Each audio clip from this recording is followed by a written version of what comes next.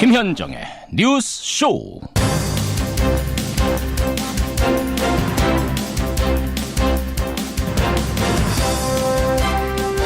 만날 뻔했지만 결국 만나지 못했다. 미국의 펜스와 북한의 김여정, 시종일관 냉랭했던 두 사람, 알고 보니까 만나려고 약속까지 하고 왔었다는 겁니다.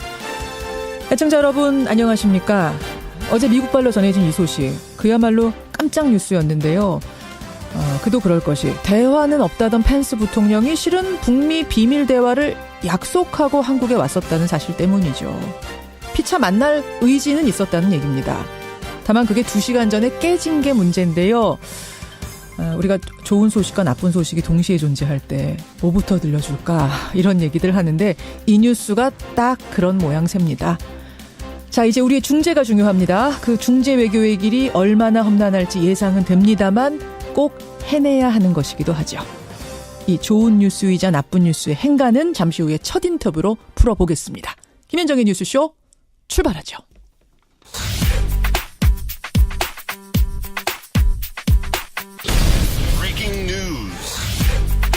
김현정의 뉴스쇼가 주목한 오늘의 포인트, 김정훈 기자 나와 있습니다. 어서 오세요, 김 기자. 네. 오늘 첫 포인트 평창부터 가죠. 네, 쇼트트랙 슈퍼 골든데이입니다. 예, 평창올림픽. 어제 은메달 잘 땄어요. 네. 남자 팀 추월팀. 오늘은 쇼트트랙에서 좀 뭔가 기대해도 되는 거예요? 잘하면요, 오늘 하루 금메달 3개, 트리플 골드를 달성할 수가 있습니다. 3개요? 네. 오늘이 쇼트트랙 종목 마지막 날이거든요. 예. 우리 대표팀은 남자 500m, 여자 1000m, 그리고 남자 5000m 계주에서 금메달 사냥에 나섭니다. 근데 공교롭게 집안 싸움이 될 것 같거든요. 그래요. 남자 500m에서는 서희라, 임효준, 황대현 선수가 승부를 벌이고요. 예. 여자 1000m에서도 심석희, 최민정, 김아랑이 메달을 놓고 다투게 됩니다. 이들 모두 각조 1위로 예선전을 통과한 만큼 양보 없는 격전을 예고하고 있습니다. 예. 이렇게 남녀 개인전이 끝나면요, 남자 5000m 계주가 이어지는데 화려한 대미를 장식할지 관심이 모아지네요. 뭐 메달이 그렇게 중요하냐 어쩌냐 얘기하지만 그래도 따면 기분 좋은 거잖아요. 그럼요. 네. 잘했으면 좋겠습니다.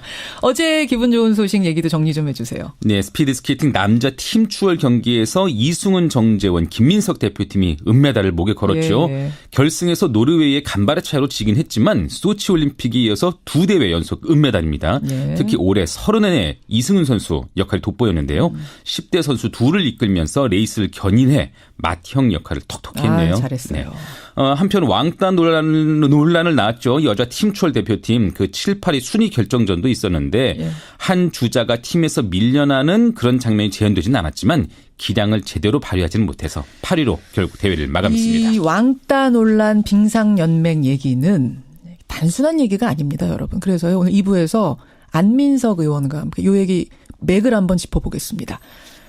두 번째 소식 가죠.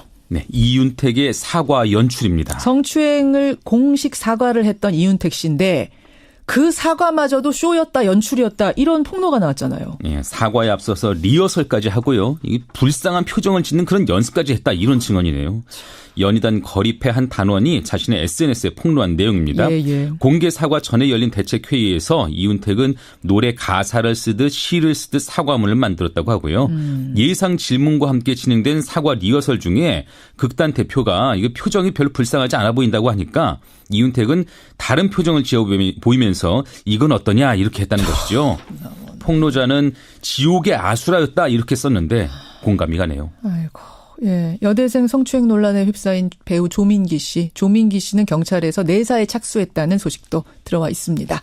한 포인트 짧게 가죠. 네, 국정농단 법꾸라지에 대한 심판입니다. 우병우 전 민정수석 얘기죠? 오늘 1심 선고가 내려지거든요. 예. 미르 K스포츠재단이 불법 설립될 때 직무감찰 등을 하지 않고 진상을 은폐했던 혐의, 또 문화체육부 등 여러 부처에 부당한 지시를 내린 혐의로 재판에 넘겨진 지 311일 만입니다. 예. 검찰은 우 전 수석에게 징역 8년을 구형한 상태고요.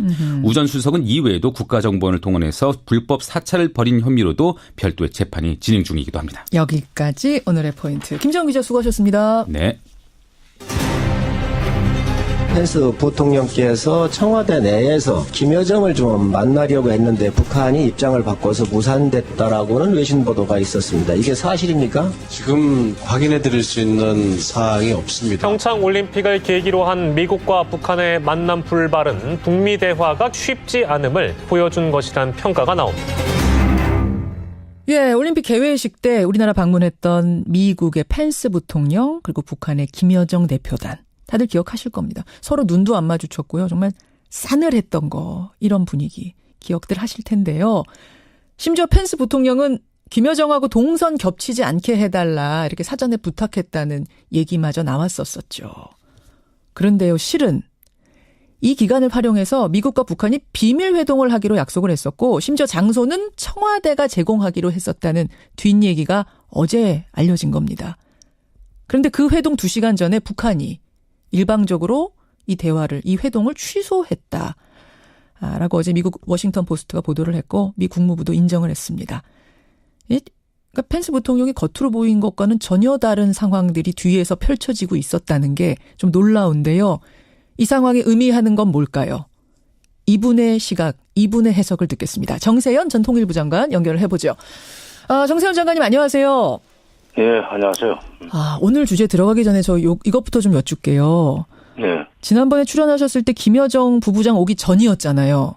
예. 예, 그때 김여정 오면 남북 정상회담 하자고 분명히 그럴 거다. 그거 아니면 올 이유가 없다라고 너무 단정적으로 말씀을 하셔서 저는 이게 틀리면 어떡하나 좀 걱정했는데 정확하게 맞추셨어요. 예, 어쩌다 모르게 글댔어요. 어쩌다, 어떻게 이렇게 확신해서 말씀을 하실 수 있었어요? 그래도, 이렇게. 말할 때는 확신에 차서 얘기해야죠. 그러나, 저도 조마조마했는데, 결과적으로 맞았어요. 예. 그러셨습니까? 하여튼, 쪽집게 같이 남북 정상회담을 맞춘 분, 정세현 전 장관. 근데 아마 이거는 예상 못 하셨을 거예요. 김여정, 그리고 펜스가 오기 전에 한국 방문하기 전부터 비밀 회동을 약속하고 왔었다는 거. 이거는 정 장관님도 놀라지 않으셨습니까? 그건 몰랐어요. 그런데 1월 9일 날 남북 고위급 회담이 끝나고 1월 10일 날 문 대통령과 펜스 대통령이 전화 통화한 것은 언론에 다 나왔습니다. 예. 그때 펜스가 아니지. 트럼프 대통령이 통화를 하면서 문 대통령한테 했던 얘기가 참 북한한테는 굉장히 좋은 메시지였을 거예요. 왜냐하면 대화의 문호는 열려 있다. 북한이 대화를 바란다면 대화의 문호는 열려 있다라는 얘기를 했거든요. 예. 그걸 1월 10일 날 그 얘기를 듣고 아마 1월 중순쯤에서 북한에서 어차피 그 남북 간에는 이미 판문점 라인이 가동되고 있었기 때문에 그렇다면 이번 간 김에 미국에서 부통령이 온다니까 우리 쪽에서도 격을 맞춰서 보낼 테니 좀 비공개로 만날 수 있도록 해달라는 요청을 우리한테 했으자고 난 봐요. 우리를 통해서. 언론에는 미CIA가 알고 움직이기 시작했다고 그러는데 그건 미CIA가 알고 먼저 움직였다기보다는 우리 쪽에서 언지를 줬을 거다. 주선을 했고 그러다 보면 정보는 한미 간에 공유해야 되니까. 예. 그래서 그 마련된 건데 그래요. 그래서 10일 날 일방적으로 취소했다고 그러는데 취소라는 게 원래 일방적인 거예요. 합의해서 취소하는 건 없습니다. 물론 취소는 일방적인 거. 그러니까 지금 정리를 좀 해보자면 어쨌든 문재인 대통령 1월에 문재인 대통령하고 트럼프 대통령 통화 내용을 듣고 북한이 대화 좀 해보자라고 밑으로 이제 의견을 넣었을 거고 미국이 그걸 받아들이면서 그러면 개막식에 만나서 펜스와 우리는 김여정을 보낼 테니 만나자라고 약속까지 하고 왔는데 왜 북한이 2시간 전에 회동 2시간 전에 일방적으로 깼느냐? 왜일까요? 미국에서 결정을 해서 우리한테 통보를 해줬고 이쪽에서도 준비하고 있었겠죠. 근데 8일 날 펜스 부통령이 한국에 올 때까지는 일정을 구체적으로 잡지 못했던 것 같아요. 2월 8일 도착 때까지? 도착한 뒤에 이제 그러면 10일 날 2시 이후에 만나자 하는 식으로 합의가 됐던 것 같은데. 그러니까 만나기로 얘기는 하고 왔지만 정확하게 몇 월 며칠 어디서 만나자까지는 안 잡힌 채로 왔었다. 예. 그렇죠. 예. 그런데 그렇게 장소 시간까지 잡아놓고 9일날 예. 펜스 부통령이 보인 행보에 대해서 북한이 굉장히 불안했을 겁니다. 9일이라면은 개막식 날 말씀하시는 거죠? 그냥 오전에 그러니까 천안함 기념관 다녀왔고, 예. 그다음에 또 그 오토 원비어의 아버지 프레드 원비어를 미국에서 여기까지 데려왔지 데리고 않았어요. 왔죠. 예. 데려와 가지고 개막식까지 데리고 왔을 뿐만 아니라 예. 그 전에 그 리셉션장에서 예. 개막식 전에 대통령 주최 리셉션이 있었어요. 헤드 테이블에 있었죠. 펜스도 앉고 그다음에 김영남 저쪽에 상임위원장도 앉게 돼 있었는데 서로 마주보고 앉게 배치가 돼 있었다죠. 예. 펜스 부통령이 늦게 돌아가지고 5분 만에 나갔어요. 그렇죠. 예. 그다음에 김영남 그 상임위원장하고 눈도 안 맞췄다고 하는 것은 이미 언론에 다 나왔습니다. 그렇죠.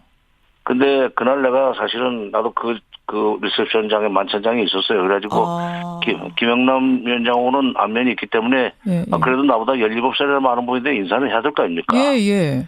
오랜만이라고 뭐 여기서 보면 세 번째 보는 건데 예. 그래서 이제 가서 아는 척을 했는데 뭐 음식을 열심히 들고 계시다가 내가 이제 아는 척을 하니까 고개를 드는데 얼굴이 벌개져가지고 있더라고요. 그때가 이제 펜스가 횡하고 떠난 다음. 그렇죠. 하하. 그 테이블에 펜스는 없었고 그러니까 예. 굉장한 모욕감을 느꼈던 것 같아요. 뭐 얼굴이 벌개질 정도의 모욕감을 벌개져가지고 있더라고요. 음식을 먹는데 그다음에 예. 개막식장에서는 바로 고개만 돌리면 뒤에 뒷줄에 앉아있는 김여정하고 눈이 마주칠 수 있게 각도가 그렇게 잡혀 있는데 이제 9일 밤 얘기입니다, 여러분. 개막식. 9일 밤이죠. 개막식. 예. 거기서 눈도 안 맞추는 걸 보고 예. 아마 김여정도 굉장한 모욕감을 느꼈을 거예요. 김여정도 얼굴이 벌개졌을 거다. 거기 얼굴 벌개진 건 제가 못 봤어요. 예, 그런데 그렇게 되면은 아마 그 평양에 보고했을 겁니다. 이런 그 결정은 여기서 나와 있는 사람들이 그 위임에 의해서 결정할 수가 없어요. 물론 그렇겠죠. 그러니까 평양에 보고해가지고 김정은의 최종 결정을 받는데 시간이 좀 걸렸고 그게 2시간 전에 아마 당사자들한테 이쪽 북쪽 대표단들한테 통보가 됐을 것 같아요. 그렇게 해서 10일 오전, 그러니까 10일 오후에는 여러분 아시다시피 펜스와 문재인 대통령이 만났거든요. 오전에 김여정과 펜스가 만나기로 했었는데 2시간 전에 북한이 취소했다. 그렇게 촉박하게 취소한 건 김정은의 결단이 있어야 되니까. 그 결단이 물론이죠. 그러니까 여기서 그러니까 펜스 시간. 부통령의 개막식 직전 알겠습니다. 서울 도착 후 직전 행보 그다음에 현장에서의 그 사람의 여러 가지 행동 거지를 보고 이거 만나봐야 싫은 소리만 듣고 혼만 나겠다 하는 생각이 드니까. 그러면 장관님 펜스 부통령은 만나기로 약속까지 해놓고 와서 왜 그렇게 쌀쌀맞게 대했다고 생각하세요? 글쎄요, 그건 국내 정치적인 그 요소가 아닌가 하는 생각이 들어요. 미국 국내 정치? 미국의 지금 그 펜스 부통령은 어떤 점에서는 트럼프 대통령 못지않은 강경파입니다. 예, 강경파죠. 그러니까 미국의 그 자기 지지층에 대해서 내가 이렇게 강하게 하고 있다는 것을 좀 보여주려고 그랬던 거 아닌가 하는 생각이 들어요. 또 한 가지 궁금한 건 이거는 당사자들이 입 다물면 그냥 묻히고 가는 거였는데 왜 열흘이나 지난 어제 이걸 미국이 흘렸을까? 왜 공개했을까? 봐도 그 펜스 부통령의 정치적 입지 때문에 그런 것 같아요. 그게 무슨 말씀이세요? 무슨 말이냐면은 여기서 그렇게 그 동선이 겹치지 않도록 해달라는 얘기 했다는 것도 다 나왔지만은 자관 북한 대표단을 쳐다보지도 않았다. 그다음에 늦게 갔다가 5분 만에 나왔다. 김영남 그 같은 밥 먹는 테이블에 마주보고 있는 김영남하고도 인사도 안 했다 하는 거 가지고 미국 내에서 여론이 안 좋았어요. 무례했다. 너무 매너 없었던 거 아니냐. 정치권에서도 비판이 나왔죠. 생각해 보십시오. 세계 최강국의 명색이 부통령이. 그렇죠. 그렇게 그 속 좁게 그러면 되겠어요? 하여튼 나중에 그 이튿날 만나서 뭐 싫은 소리를 할지라도. 그 지금 거리에 그 테이블이 그렇게 크지 않기 때문에 5m도 안 되는 거리에 있는 사람의 눈도 안 맞추는 거 이런 거 가지고 이제 비판이 나오니까 나 잘못 없어 라고 이제 면피용. 언론 플레이라고 했던데 일종의 면피용으로 내가 그럴 만한 이유가 있었어라는. 북한이 깼어 내 약속. 이 얘기 하려는 거다. 자, 시간이 얼마 안 남았지만 제가 두 가지는 질문 드려야겠습니다. 하나는 그럼 이제 어떻게 할 것이냐. 북미 대화가 있어야 지금 남북 대화도 있는 거고 이렇게 이어져야 되는 건데 어떻게 해야 돼요 이제? 보도를 보니까 외교부에서는 이방카가 다녀간 뒤에 한반도 평화교섭본부장, 그러니까 육자회담 수석 대표를 미국에 보낸다고 그러네요. 그래가지고 이 상황에 대한 정보를 공유하고 대책을 논의한다 그러는데 저는 그보다 높은 급이 가야 된다고 생각합니다. 이거는 미국의 대통령이 결정해야 될 문제예요. 예. 실무자들이 계단 밟아서 분석하고 계단 밟아서 보고하는 동안에 시간은 다 가버려요. 그러니까 청와대 높은 사람이 가야 돼요. 최선도 안보실장이 직접 가서 백악관 안보보좌관하고 직접 그 담판을 하든지 미국이 태도를 좀 바꿔달라. 그러면은 우리가 북한을 다시 회담장으로 끌어내겠다. 협상장으로.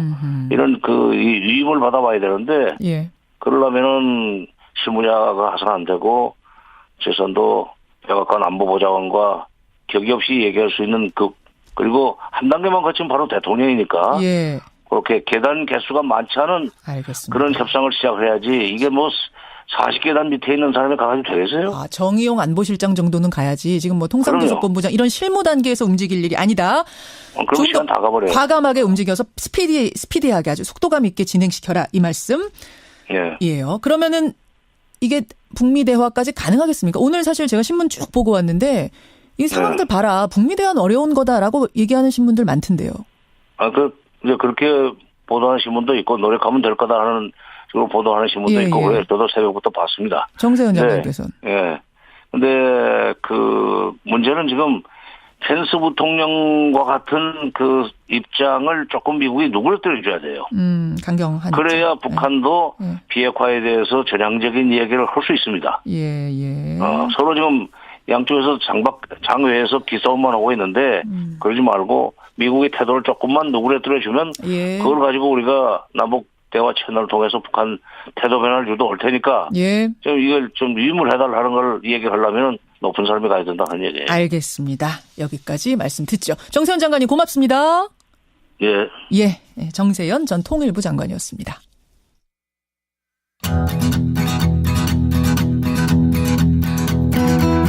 김현정의 뉴스쇼는 청취자 여러분의 참여로 이루어집니다. 트위터, 페이스북, 레인보우 게시판, 그리고 단문 50원, 장문 100원의 유료 문자 샵 1212, 우물정 1212 통해 참여하실 수 있습니다. 김현정의 뉴스쇼, 여러분과 함께 만듭니다. 김성환의 행간 시사평론가 김성환 씨 나오셨습니다. 어서 오십시오. 네, 안녕하세요. 오늘 행간에서는 국회 상황을 좀 정리해 보신다고요? 네, 어제 국회 운영위원회가 열렸는데요. 의원들의 고함과 호통 소리로 아주 난장판이 됐습니다. 아수라장됐다는 얘기 들었어요. 청와대 업무보고를 받는 과정에서 여야 의원들의 설전이 있었고요. 급기야 운영위원장이 임종석 비서실장을 발언대에 세우는 웃지 못할 일까지 벌어졌습니다. 먼저 당시 상황부터 한번 들어보시죠. 그렇죠. 자, 임종석 실장이 발언대에 서보십시오. 발언대에 서세요. 여기서도 말씀 가능한데요. 어때 따로 나가야 됩니까? 따로 서십시오. 위원장이 왜 화를 저한테 푸시는지 모르겠습니다만은 저희도 소상히 설명을 드렸습니다. 아까 이게 김성태 원내대표가 임종석 실장한테 서라. 왜 나한테 서라 그러냐. 이제 이런 설전이 벌어진 거예요. 부당합니다. 이런 얘기도 오고 갔고요. 민주당 의원들이 이거 권력 남용 아니냐. 이거 갑질이다. 이렇게 반발하면서 정회까지 됐었습니다.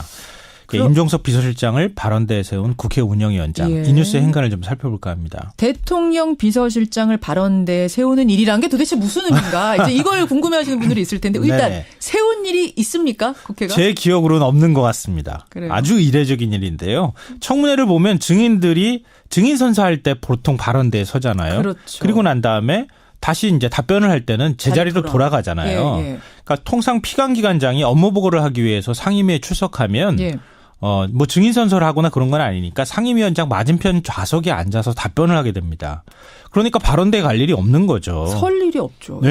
그런데 국회 운영위원장인 자유한국당 김성태 원내대표가 대통령 비서실장을 발언대로 가셔. 그런 다음에 거기서 얘기를 하라고 시켰으니까 임 비서실장 입장에서는 이거 부당합니다. 이렇게 얘기를 할 수밖에 없었던 거죠. 뭔가 좀 망신 주려고 하는 게 아니냐라는 느낌을 받은 걸까요? 군기잡기 했던 거다 이런 얘기도 사실 나오는데요. 마침 또 임 비서실장이 운영이 출석하기 전에 SNS에 사생 결단하지 말자. 오기 부리지 말자. 뭐 이런 글을 올렸어요. 아하. 근데 마침 또 이런 상황이 벌어지니까 이게 뭐냐 뭐 이런 얘기까지 나왔습니다. 자, 대통령 비서실장을 발언대에 세운 국회 운영위원장. 두 사람이 맞선 이 상황, 이 뉴스의 행간에는 뭐가 숨어 있습니까? 첫 번째 행간은 요즘 학교에서도 이렇게 벌 주지 않는다입니다. 학교의 추억을 좀 떠올려 봐야 되는 거예요? 학창 시절에 이거 요즘에는 없겠죠 설마. 이제 제 경험입니다. 뭐요? 어떤 거? 선생님이 야단칠 때 학생 중 한 명이 웃음기를 떴다. 그러면 어떤 일이 벌어졌습니까? 너 일어서. 너 나와. 너 웃어. 내가 그렇게 웃어? 웃었어 너. 뭐 그러다가 급기야는 반장 앞으로 나와 이렇게 되는 건데요. 그렇죠. 어제 상황이 비슷했습니다. 그러니까 여야 간사단 협의회에서 청와대 업무 보고를 오전까지만 하기로 했던 거거든요. 근데 김성태 위원장이 자료 제출이 제대로 안 됐다 그러면서 오후까지 회의를 속기하겠다고 얘기를 했습니다. 이 과정에서 여당 의원들과 설왕설래가 있었고요. 이때 청와대 실무자가 회의장에 앉아 있었다가 살짝 웃었던 모양이에요.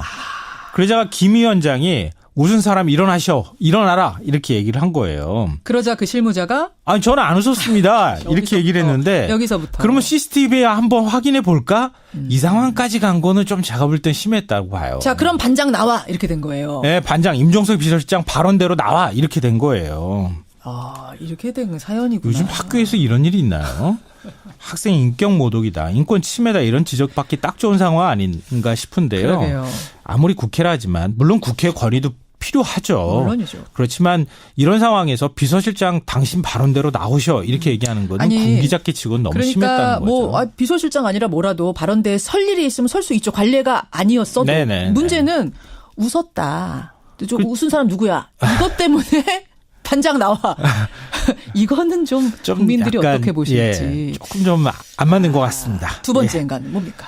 두 번째 인간은 종로에서 뺨 맞고 한강 가서 눈 흘겼다입니다. 이거는 이제 엉뚱한데 화풀이할 때 얘기하는 쓰는 속담이죠. 어제 최대 쟁점은 강원랜드 채용비리 외압 수사였어요. 자유한국당 의원들은 과잉 보복 수사 중단하라 이렇게 적은 항의 문구를 노트북에 아예 붙여서 나왔어요. 맞습니다.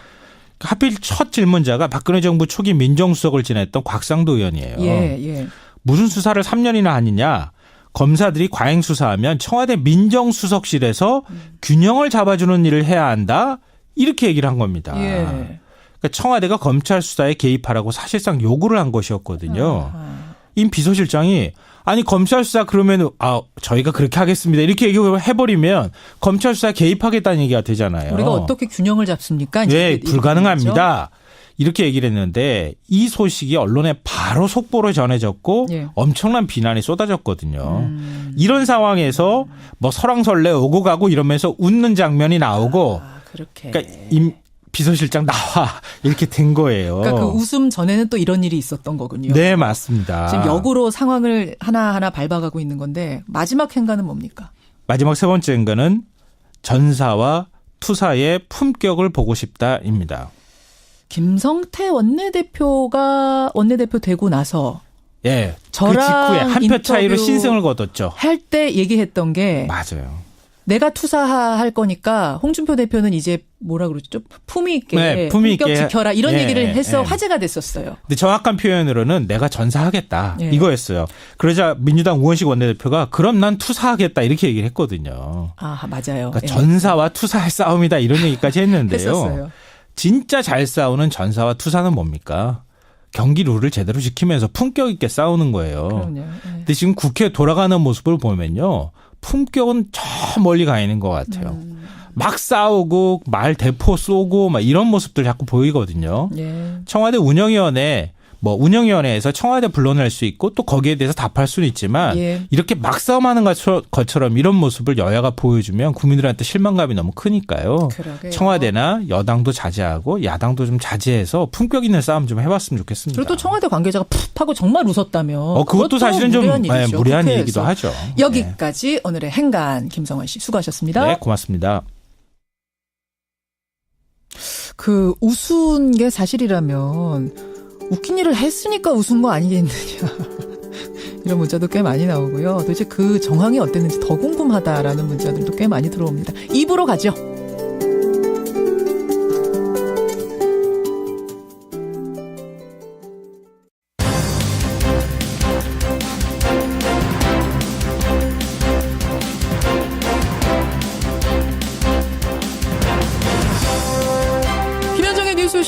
2부 출발합니다.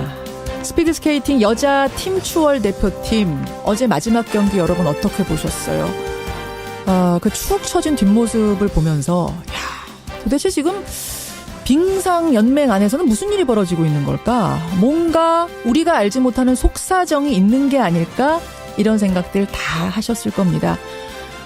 아니나 다를까 뿌리 깊은 빙상연맹의 파벌 다툼 이야기가 지금 나오고 있는데요. 더불어민주당 안민석 의원이 자세한 얘기를 좀 취재해봤답니다. 그 추적기 잠시 후에 직접 들어보시죠. 목요일의 코너 탐정 손수호에서는 제주도 여행을 떠난 20대 여성이 게스트하우스에서 살해당한 이 사건 여러분 기억하실 겁니다. 용의자가 자살을 하면서 마무리가 됐는데 이 사건 우리가 놓친 부분이 존재합니다. 잠시 후 짚어드리죠. 그리고 화제의 인터뷰. 여러분 빙상 경기장에서 유독 신기록이 많이 쏟아지고 있는 이유 아세요? 얼음의 질이 너무 좋다는데요. 이 얼음을 만드는 전문가가 따로 있습니다. 백이태 씨의 얘기 들어보죠. 50원의 단문 100원의 장문 유료 문자 샵 1212 카톡 레인보우까지 열어놓고 출발합니다. 왕따 논란을 겪은 스피드스케이팅 여자 팀 추월 대표팀. 결국 최하위로 대회를 마감했습니다. 어제 묵묵부답으로 경기장 빠져나가는 선수들 보면서 속으로 골문 문제들이 여전히 많이 있구나 이런 생각을 하게 되던데요. 그러고 보면 우리 빙상은요. 올림픽 전에도 노선영 선수의 참가 자격 문제, 또 심석희 선수 코치 폭행 사건 이런 잡음들이 있었고요. 더 거슬러 올라가자면 안현수 선수의 귀화도 파벌 문제 때문이었다. 이런 논란들이 있었죠. 참 희한합니다. 왜 유독 빙상에서는 이런 논란들이 끊임없이 벌어지는 걸까요? 결국은 이 빙상연맹 내에 고질적인 문제가 있는 거 아니냐, 빙상 적폐가 있는 거 아니냐 이런 얘기가 나옵니다. 자, 이분은 어떻게 보실까요? 국회 교육문화체육관광위원회 소속입니다. 더불어민주당 안민석 의원 연결을 해보죠. 안 의원님 안녕하세요. 네, 반갑습니다. 안민석 의원입니다. 일단 어제 여자 팀 추월 경기는 어떻게 보셨어요? 좀 씁쓸하게 봤고요. 평창올림픽이 마무리되어가는 이 시점인데 찬물을 끼얹는 격이어서 좀 안타깝고요. 왜 하필 이 빙상에서만 아주 특별한 사건들이 생길까? 그러니까요. 이것을 제가 유심히 주시하고 있고요. 저 역시 이 빙상 적폐를 청산하지 못한 책임으로부터 자유로울 수 없고요. 상임위를 계속 이쪽에 있었으니까요. 그러네요. 지금 목소리가 상당히 찹찹하세요. 특히 이번 이 사건은 반드시 진상규명이 필요하다고 생각합니다. 자, 그럼 도대체 이 사건부터 좀 얘기를 풀어보죠.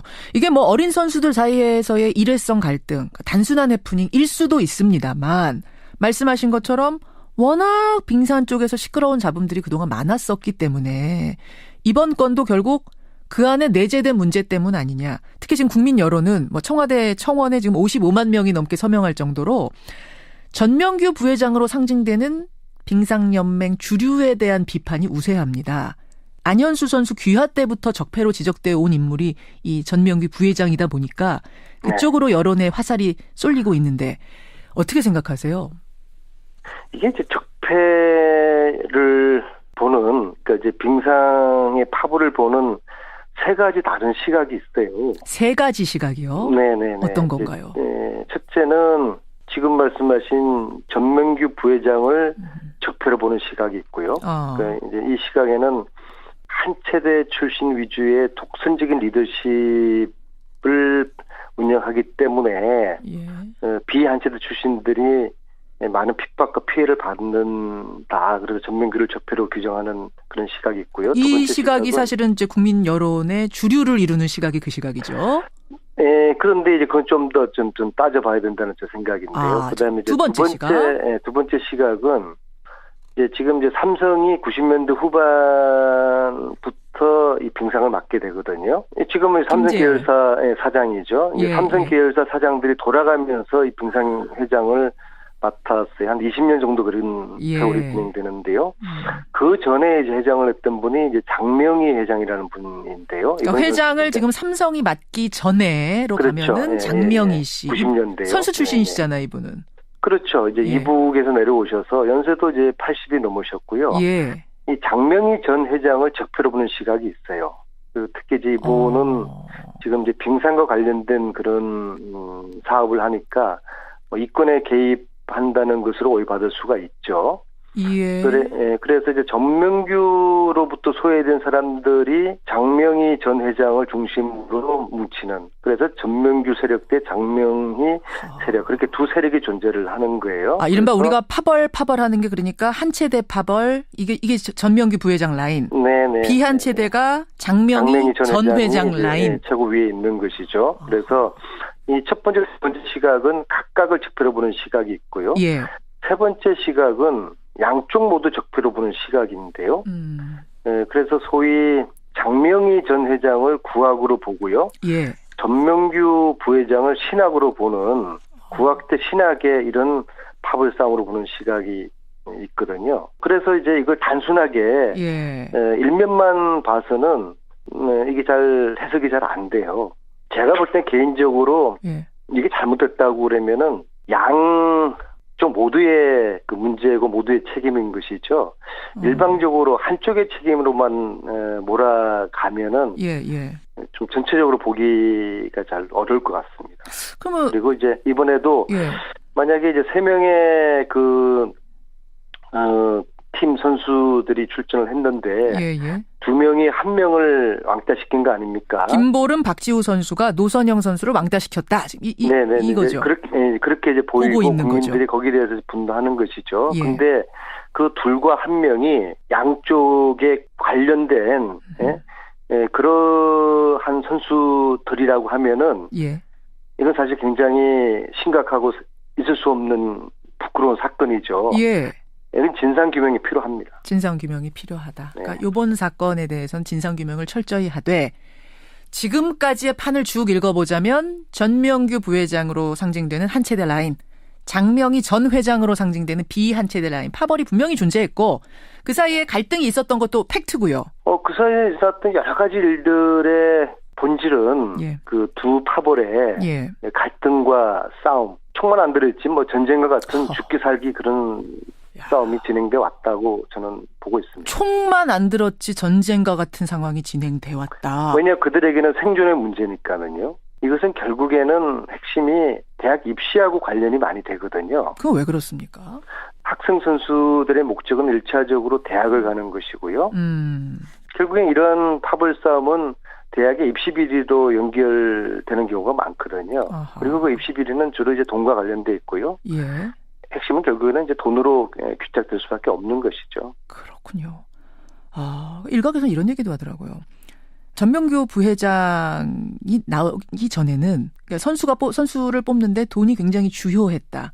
근데 전명규 부회장이 나와서 오히려 성적 위주로 사람들을 선수를 찍어서 키우기 시작하면서, 물론 성적 지상주의라는 또 다른 폐해를 낳긴 했지만 돈의 문화는 좀 사라졌다. 뭐 또 이런 얘기도 나오던데, 이것도 가능성 있는 얘기입니까? 전명규 부회장의 이야기를 들어보면은 자기가 와서 내부를 보니까 빙상계가 너무 썩어 있다는 거예요. 이거를 이제 전명규 부회장이 바로 잡아 나가는 것을 삼성이 보고 저 정도면은 삼성이 신뢰할 만하겠구나 하면서 이제 힘을 실어주는 이제 그런 계기가 이제 되는 거거든요. 그럼에도 불구하고 지나치게 한 체대 중심의 그런 사고와 그런 운영을 하다 보니까 소외된 사람들이 많고, 이상하게도 전명규하고 같이 활동했던 지도자들이 대부분 등을 돌렸어요. 그리고 그 등 돌린 분들도 개인적으로 보면은 꽤 괜찮은 그런 지도자들인데, 그러면은 어떤 전명규 부회장의 이런 리더십이 결국엔 독선적이라는 그런 평가도 전명규 부회장이 귀담아 들어야 될 문제죠. 그렇군요. 그러면 지금 이제 말씀을 쭉 듣다 보니까 결국 그래서 이제 신학이다, 구학이다 이런 얘기들이 나오고 있고, 거기서도 소외된 사람들은 또 소리 소문도 없이 사라져간 선수들도 있다면 이렇게 얘기가 되는 건데, 전명규 부회장이 지금 이 여론에 가장 집중 공격을 받는 이유는 뭐냐면, 러시아로 귀화한 안현수 선수요. 안현수 선수가 한국 떠나면서 맹비난을 했던 인물, 이제 안현수 선수의 정확히는 아버지죠. 아버지가 맹비난했던 인물이 전명규 부회장이었거든요. 그리고 그 일 때문에 전명규 부회장은 사실 부회장직 내려놨다가 작년 2월에 다시 복귀를 했거든요. 사람들이 이제 그때 기억이 워낙 강하기 때문에 전명규 부회장 적폐의 상징 이 사람이 문제구나 그때부터 생각하기 시작한 건데 그때 그 상황은 어떻게 파악하고 계세요? 이것도 역시 좀 그 진실 규명이 필요하다고 보는데요. 예. 과연 안현수가 전명규 부회장 때문에 귀화를 한 건가? 이에 대한 팩트 체크가 필요합니다. 아니 근데 그때 나오는 제가 안현수 아버님하고 인터뷰를 했었어요. 기억하기로는 그러니까요. 안현수 부친의 이야기에 대한 어떤 신뢰성은 저는 좀 확인을 해볼 필요가 있다고 봅니다. 안현수와 전명규 부회장은 서로가 신뢰하는 그런 사제지간이고 지금도 관계가 좋아요. 최근에 안현수 선수가 한국에 와서 훈련을 했을 때 한체대 빙상장에서 했거든요. 한체대 빙상장에서 했다는 거는 전명규 감독 그 부회장의 허락이 있었다는 이야기거든요. 지금 안현수 선수와 전명규 부회장 사이가 좋다.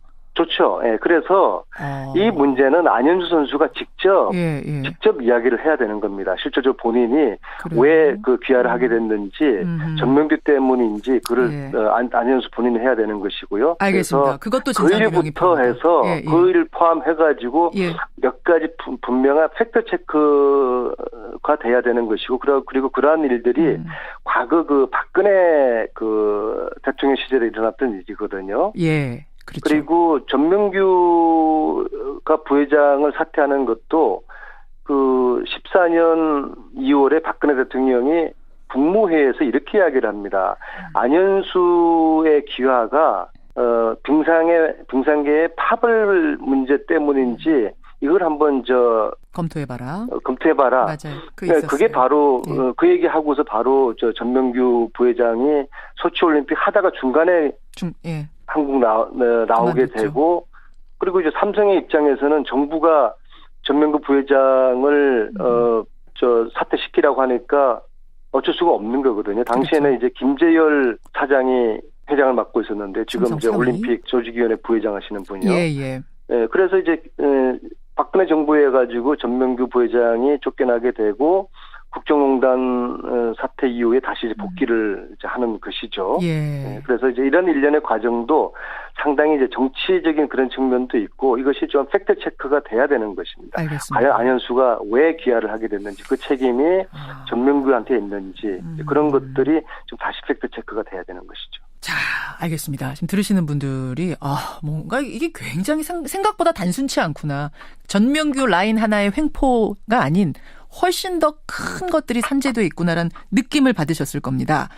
중요한 건 왜 핵심이 제가 지금 말씀드린 핵심은 왜 박근혜 정부가 전명규를 제거했을까? 이 퍼즐을 좀 한번 맞춰봐야 되는 것이죠. 그래요. 그래서 기회가 있으면은 전명규 부회장이 이 퍼즐을 맞출 수 있도록 진실을 이야기를 해야 됩니다. 14년 2월에 무슨 일이 있었는지 왜 자기가 그렇게 지킴을 당했는지 진실을 이야기해야 되는 것이죠. 적폐청산이 사람만 향하면 안 되잖아요. 사람을 넘어서 시스템 구조를 고치는 것을 최종 목표로 해야 그게 진짜 적폐청산 아니겠습니까? 당연하죠. 그렇죠. 저는 그런 의미에서 이 빙상연맹의 구조적인 개혁까지 이번에 이르를 수 있었으면 좋겠습니다. 네, 동의합니다. 올림픽 끝나고 그럼 당장 해야 될 건 뭐라고 보세요, 의원님? 체육적폐 청산이죠. 이 빙상 적폐 여기도 이 적폐를 청산하고 난 다음에 우리가 올림픽을 치렀으면 이런 일이 없었는데 올림픽에 급급하다 보니까 빙상 쪽도 적폐를 그대로 안고서 올림픽을 하게 됨으로써 이런 일이 터질 수밖에 없었다고 저는 보거든요. 알겠습니다. 그래서 늦었지만은 올림픽이 끝나는 즉시 이 빙상계를 비롯한 이 체육계의 적폐청산 작업을 아주 과감하게 시작을 해야 되는 것이죠. 알겠습니다, 여러분. 오늘 이 이야기는 뭐 어느 쪽을 두둔하겠다 이런 의미는 전혀 아니라는 거. 그러니까 그 안에 상당히 복잡한, 우리가 아는 것보다 복잡한 갈등의 양상이 있다는 거 여러분들께 알려드린 거고요. 이걸 실마리로 해서 이제 진상 규명 작업, 적폐 청산 작업은 본격적으로 이루어져야 될 겁니다. 여기까지 말씀 듣겠습니다. 안 의원님 고맙습니다. 네, 수고하세요. 더불어민주당 안민석 의원이었습니다.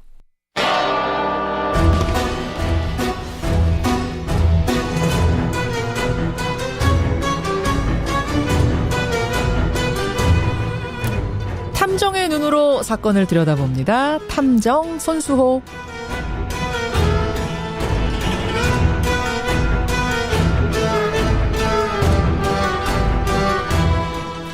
우리 사회에 관심을 모으고 있는 사건을 보다 자세히 들여다보는 시간이죠. 탐정 손수호. 오늘도 손수호 변호사 나오셨습니다. 어서 오십시오. 네, 안녕하세요.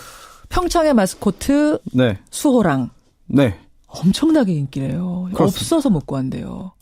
예, 그렇다고 하더라고요. 저는 근데 이 수호랑 인형을 볼 때마다 네. 손수호 변호사 떠올라요. 그래요? 닮았나요, 좀? 얼굴도 좀 닮았고. 그래요? 이름도 게다가 수호. 네, 제가 평창 좀 덕을 보는 것 같습니다. 네. 여기저기서 얘기 많이 들으시죠? 그렇습니다. 평창도 다녀오셨잖아요, 심지어. 지난 주말에 가서 경기를 보고 왔어요. 뭐뭐 보셨어요? 남자 아이스하키, 스키 점프. 스키 점프도 보셨어요? 또 에어리얼. 스키. 에어리얼도 보셨어요? 네, 까지 보고 왔어요. 이야, 그렇구나. 그 생생한. 숙소는 어디 묵으셨어요? 사실 숙소 걱정 때문에 당일치기로 하려고 했다가 지인이 본인 소유의 콘도에 빌려 주셔서 제가 그 덕에 하루 묵고 왔습니다. 편하게 갔다 오셨네요. 네. 오늘 탐정 주제가 이 여행지에서의 숙소 문제, 게스트하우스 얘기라면서요. 네, 그렇습니다. 이 관광객들이 여행을 갔다가 이제 며칠 묵고 이제 쉽게 갈 수 있는 그런 그 숙소 형태죠. 매우 다양한 형태를 띠고 있습니다. 게스트하우스 가보신 분들은 아실 거예요. 게스트하우스에도 다양한 종류가 있어요. 네, 여러 사람이 하나의 객실을 쓰는 그 기숙사 형태의 그런 게스트하우스도 있죠. 2층 침대 있는 곳. 그렇습니다. 또 독방으로 구성되어 있지만 뭐 주방이나 거실 등을 같이 사용하는 형태도 있고요. 가격이 상대적으로 저렴해요. 그리고 또 여러 이용자들이 모여서 정보 교환도 할 수 있기 때문에 인기입니다. 게다가 여행지에서 또 새로운 인연을 만들기에 좋다는 이야기도 들리고 있죠. 이런 장점들 때문에 여러 젊은 여행객들이 특히 선호하고 있습니다. 유행이에요. 맞아요. 그런데 얼마 전에 제주도에서 이런 유행에 찬물을 끼얹는, 인기에 찬물을 끼얹는 사건이 있었죠. 네, 제주도 게스트하우스 사망 사건입니다. 설 직전에 일어난 아주 충격적인 사건인데 경찰이 공개 수사를 시작하자마자 용의자가 자살을 해버렸어요. 네, 지난 10일이었죠. 혼자 제주도 여행을 떠난 20대 여성이 실종됐다는 신고가 경찰에 들어옵니다. 그런데 안타깝게도요. 바로 그 다음 날 목 졸려 숨진 채 발견되었고요. 경찰은 타살로 판단을 했어요. 그리고 피해자가 투숙했던 게스트하우스의 관리인이 용의자로 지목됩니다. 이 건물의 이 게스트하우스의 소유자는 따로 있었고요. 이 용의자는 소유자가 아닌 관리인인데요. 관리만 해주는 그러니까 고용된 사람. 그렇습니다. 이 관리인이 이게 투숙객들을 위해서 파티를 준비했는데 그 파티가 열린 바로 그 새벽, 그 다음날 새벽 이 관리인이 피해자를 살해한 것으로 추정됩니다. 관리인이 손님을. 네, 그런데 놀랍게도요. 이 용의자가 이미 작년 7월에 이 같은 게스트하우스 파티에서 술에 취한 여성 관광객을 강간하려 했다는 혐의로 기소돼서 형사재판을 받던 중이었거든요. 성범죄로 재판 중인 사람이었어요? 그렇습니다. 경찰이 이 사건 수사를 시작하자 이제 제주도를 벗어나서 육지로 도주했고요. 공개 수사로 전환되고 며칠 지나서 충남의 한 모텔에서 스스로 목숨을 끊은 채 발견됐습니다. 그렇죠. 근데 이렇게 용의자가 사망을 해버리면 사건은 어떻게 되는 거예요? 종료되는 거예요? 이미 죽은 사람을 처벌할 수는 없죠. 그렇죠. 그래서 공소권 없음 결정으로 종결됩니다. 불기소 결정인 거죠. 하지만 공범이 존재한다면 이야기는 달라질 수 있겠고요. 또 하나 형사뿐 아니라 민사도 검토해봐야 되는데요. 유족들이 이 숨진 관리인의 상속인, 가족이 되겠죠. 상속인을 상대로 손해배상 청구를 할 수는 있습니다. 하지만 상속인들이 상속을 포기해버리면 사실 민사적으로도 손해배상을 받는 게 사실상 어려워지는 상황이죠. 그러니까 형사, 민사 다 안 되는 상황. 그러니까 유족 그렇습니다. 입장에서 너무 억울한 거 아닙니까? 안타깝지만 어쩔 수가 없는 거죠. 일단 용의자가 사망을 했기 때문입니다. 하지만 이제 사망한 용의자는 게스트하우스 관리자였어요. 그리고 다른 곳에 살고 있는 소유자가 따로 있습니다. 그래서 소유자의 책임이 없는지도 확인을 해야겠죠. 자, 그러니까 용의자의 자살로 이미 다 끝난 것처럼 보이는 사건인데 우리 뇌리에서도 이제 잊혀져가는 사건인데 손 탐정이 보시기에는 이대로 끝나면 안 된다는 말씀. 네. 어떤 부분이 더 밝혀져야 됩니까? 네, 첫 번째로는요. 범행의 동기, 배경, 그리고 또 과정 등을 확인해야 됩니다. 쉽지는 않아요. 그렇죠. 피해자가 누군지만 알고 있을 뿐 정확하게 확인할 수 있는 게 많지 않습니다. 맞습니다. 네, 그리고 두 번째요. 게스트하우스 관리 문제인데요. 바로 이거예요. 네, 이 용의자가 이 게스트하우스에서 여성 관광객을 강간하려 한 혐의로 기소돼서 재판을 받고 있었어요. 또 심지어 이 장소에서 네. 이 장소에서 강간하려다가 적발이 된 거거든요. 네, 준강간 미수죠. 예. 그런데도 계속해서 이 근무를 했다는 거예요. 게스트하우스의 관리인으로 일을 했습니다. 예. 과연 이게 소유주가 이 사실을 모를 수 있을까? 성범죄로 재판받고 있었는데도 계속해서 고용을 했거나 아니면 동업관계를 유지했다면 그 구체적인 배경이 무언지를 확인해야 될 겁니다. 아직까지 소유자의 책임이 확실하게 드러난 바는 없지만 계속해서 확인을 해봐야 될 것 같고요. 또 세 번째, 용의자의 도주를 도와준 사람이 있지 않을까 생각됩니다. 용의자 고향이 부산이라면서요. 그렇습니다. 그런데 부산으로 도주하지 않았고요. 김포공항을 통해서 안양 거쳐 천안으로 갔습니다. 또 제주공항 출발 당시에요. 웃으면서 전화통화하는 모습이 CCTV에 포착됐어요. 공개가 됐죠, 요거. 네. 그리고 또 김포공항 면세점까지 들렀습니다.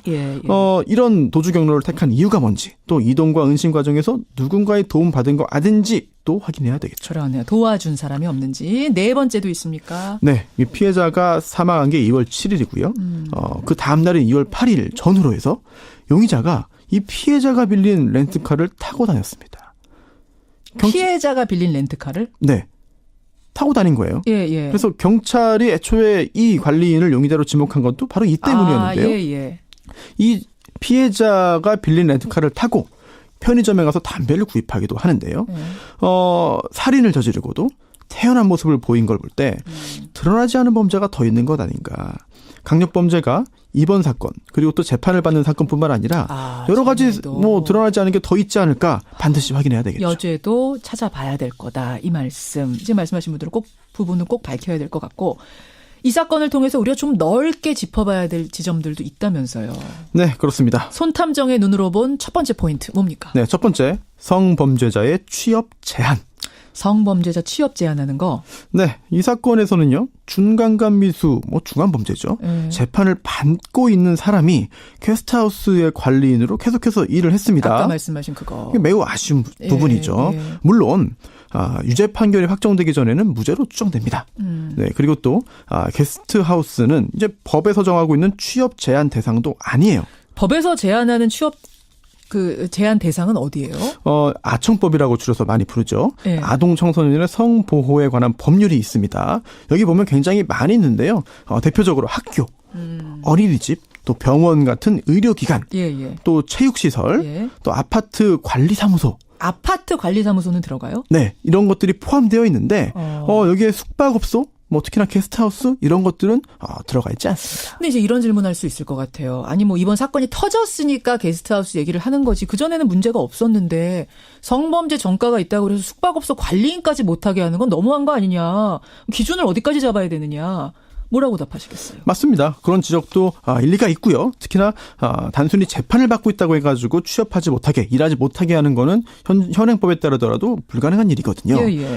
하지만 이 숙박업소 특히 게스트하우스의 특성이 있습니다. 어떤 특성이요? 여러 사람이 한데 모여서 생활을 하는 것이고요. 또 주로 관광지에 있다 보니까 또 경계심이 약간 또 느슨해지기도 합니다. 또 문단속도 상대적으로 다른 형태의 숙박업소에 비해서 느슨할 수밖에 없거든요. 그럴 수밖에 없는 게 여러분 도미토리 생각해 보세요. 기숙사형으로 이렇게 2층 침대로 놓여져 있는 게스트하우스가 많은데 그런 경우에는 사람들이 계속 드나들어야 되니까 문을 열어놓는데요.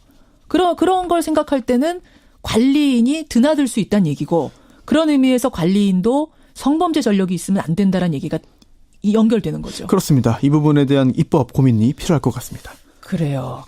예. 두 번째 포인트. 네. 공개수배 제도. 공개수배 제도? 공개수배 제도에도 뭐가 문제가 있다고 보시는 거예요? 경찰청 훈령 중에요. 범죄 수사 규칙이라는 게 있습니다. 범죄수사규칙 178조의 공개수배가 규정되어 있어요. 네, 그래서 종합 공개수배도 있고 또 긴급 공개수배 등도 있고 또 방법도 규정되어 있습니다. 그런데 이 살인 같은 강력 사건에서요. 공개수배를 했다가 이번처럼 용의자가 자살한 경우가 종종 발생하고 있습니다. 어떤 것 떠오르세요? 2008년에요. 일가족 4명을 살해했던 전 야구 선수 이모 씨. 또 2013년에요. 순천에서 여대생을 이제 납치해서 강도했던 그런 정모 씨 등을 비롯해서요. 적지 않은 범죄자들이 공개 수배 후에 스스로 목숨을 끊었습니다. 근데 그렇다고 해서 공개 수배를 하지 말아야 된다 이렇게 주장하는 거는 좀 과한 거 아닙니까? 그렇습니다. 이런 주장이 강력범들의 안전을 걱정하는 그런 취지는 아니에요. 범인의 이익을 위한 게 아닙니다. 예. 왜냐면요. 이렇게 유력한 용의자가 책임을 다 지기도 전에 사망해버리면 사건의 진상을 밝히는 게 매우 어렵게 됩니다. 미궁으로 빠지죠. 그리고 또 혹시 있을지 모르는 공범을 확인하는 부분도 쉽지 않아질 수 있거든요.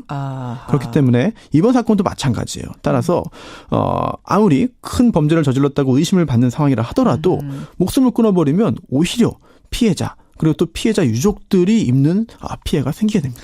하기는 이번 사건 같은 경우는 제가 알기로는 그러니까 경찰이 초기에 용의자 신병을 확보할 수 있었는데 거기에 실패하면서 공개 수배로 넘어간 케이스라면서요. 네, 그렇습니다. 경찰이요. 애초에 이 용의자의 신병을 확보할 수가 있었어요. 그런데 실종 선고를 접수한 경찰이요. 게스트하우스로 갑니다. 그래서 뭐 다 주변을 살피고 이 관리자와 만났어요. 그래서 피해자가 어디 있느냐라고 물었는데 용의자는 모른다라고 태연하게 답을 했습니다. 단순 실종에만 무게를 두었기 때문에 용의자를 직접 만나고도 제대로 된 그 조치를 취하지 못하고 오히려 수사가 진행되고 있다는 점만 알려버린 셈이 됐는데요. 그 직후에 이제 이 사람이 성범죄로 재판을 받고 있다는 점, 그리고 또 피해 여성의 렌트카를 운전하고 다녔다는 사실을 뒤늦게 알아냈습니다. 오후에. 네. 그런데 이 경찰은요, 용의자에게 지금 어디 있느냐라고 전화로 물어봤고. 그 관리인한테. 네. 이 관리인은 지금 마트에 있으니까 장 보고 돌아가겠다라고 말하고는 곧바로 공항으로 가서 도주해버린 겁니다. 여긴 거죠. 네. 아니, 전화를 할 것이 아니라 그 위치 추적 같은 걸 해가지고 그냥 바로 덮쳤어야 되는데 전화해서 어디 계십니까? 언제 오세요? 물어본 거예요. 네, 경찰이요. 이 용의자의 말만 믿고 돌아올 거라는 말만 믿고 게스트하우스에서 기다렸다고 합니다. 도주 가능성을 생각해서 공항에 이제 경찰력을 배치하거나 아니면 위치를 확인해서 긴급 체포에 나섰어야 되지 않나 하는 안타까운 생각이 듭니다. 이렇게 아깝게 놓쳐버리고 행방이 묘연해지니까 공개 수배로 돌릴 수밖에 없었다는 이 과정을 생각하면 공개 수배 얘기를 안 할 수가 없다 이 말씀이네요. 그렇습니다. 예. 자, 제주도 게스트하우스 살인 사건을 통해서 생각해봐야 할 마지막 포인트 뭔가요? 소 잃고 외양간 고치는 관리제도. 무슨 관리제도요? 제주 경찰이 있습니다. 자치경찰이죠. 예. 또 행정기관, 소방관서 등이 있는데 이 사건을 계기로 해서 게스트하우스에 대한 안전인증제 도입을 추진한다고 합니다. 그런데 늦어도 좀 많이 늦은 것 같아요. 제주도에 사실 게스트하우스가 굉장히 많잖아요. 그렇죠. 관리가 어떻게 되고 있었는데요? 이게 제주도에 게스트하우스가 급격하게 늘었어요. 그러면서 좋지 않은 징후들이 이미 있었습니다. 어떤 거요? 여러 사람이 한 방에 숙박하거나 독방 쓰더라도 동선이 겹치는 특성이 있기 때문에 그렇죠. 성범죄, 또 절도 사건 등등이 빈번하게 발생을 한 거죠. 실제 처벌된 사례도 늘었습니다. 그런데 실효적인 조치가 부족했다는 거죠. 진작에 점검을 했으면 좋았겠지만 뒤늦게 하는 것으로 보이고요. 또 이게 모든 경우 그런 건 아닙니다만 게스트하우스의 운영도 잠깐 위태위태한 경우도 있습니다. 어떤 경우들? 이제 숙박보다 오히려 파티를 즐기기 위해서 가는 경우도 있고 또 남녀 숙박객에게 비율을 맞춰서 즉석 만남을 추천해 준다든지. 미팅도 해요, 거기서? 네, 단순히 저렴하고 편리한 그런 그 게스트하우스의 장점뿐만 아니라 약간의 그런 그 영업적인 어떤 이런 것들이 가미되는 그런 변질되는 경우도 있었다는 거죠. 그러니까 물론 그게 나쁘다는 건 아니에요. 그 장점을 살려서 파티도 할 수 있고 미팅도 주선해 줄 수는 있지만 그럴 경우 성범죄 위험이나 어떤 다른 범죄 위험으로 이어질 수 있으니까 관리는 더 철저히 됐었어야 되는 거 아니냐.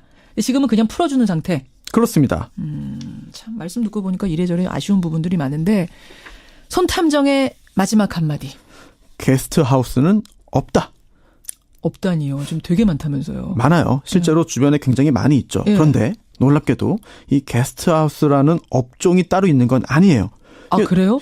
농어촌 정비법에는 농어촌 민박업, 제주특별법에는 휴양 펜션업, 관광진흥법에는 관광 숙박업으로 있는데 이렇게 운영되고 있어요. 그러다 보니까 이 게스트하우스에 대한 정확한 실태 파악도 쉽지가 않습니다. 하기는 게스트하우스가 뭡니까라고 저한테 물어보면 딱 뭔가 규정 짓지도 못하겠어요. 펜션인가? 민박인가?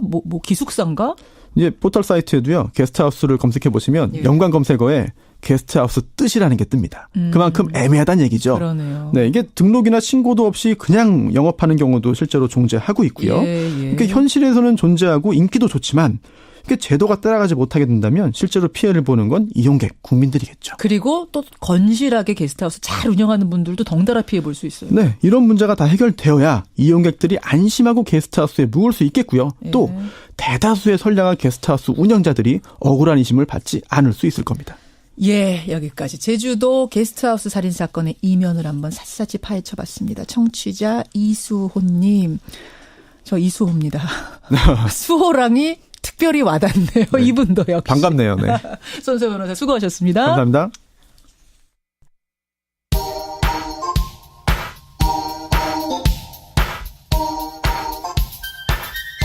김현정의 뉴스쇼 CBS 라디오와 함께하고 계십니다. 저는 퇴근길 시사자키 정관용입니다.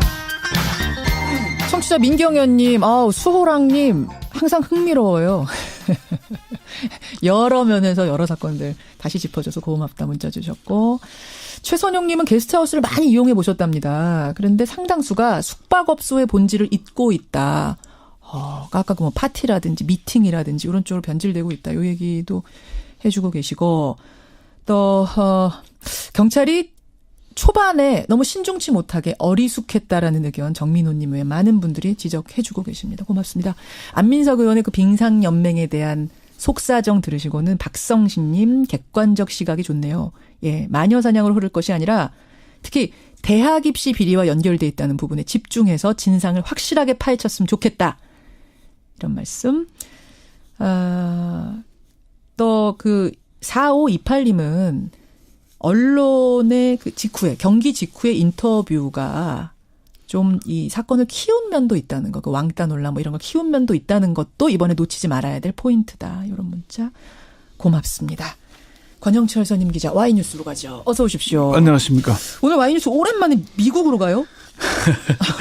이게 뭐 워낙 이제 평창 동계올림픽과 문화예술계의 미투 운동, 그리고 뭐 사회에서는 이명박 전 대통령 수사만이 거의 기사니까. 근데 이제 이런 와중에 미국에서는 총기 규제를 촉구하는 목소리가 지금 높아지고 사실 있습니다. 우리 안에 지금 너무 큰 이벤트들이 많다 보니까 요 얘기 잘 잊고 있는데 지금 전 세계적으로는 이 미국의 총기 규제 캠페인에 상당히 주목하고 있습니다. 예, 그러니까 이게 설날 연휴 첫날 우리나라 시각으로 보면 그렇죠. 플로리다주의 한 고등학교에서 일어난 총기 난사 사고로 17명이나 사망했잖아요. 이 이후에 이제 학생, 교사, 시민들이 백악관 앞에서 총기 규제를 촉구하는 시위에 나서고 있습니다. 3월 24일에는 대대적인 평화행진을 예고를 하고 있고요.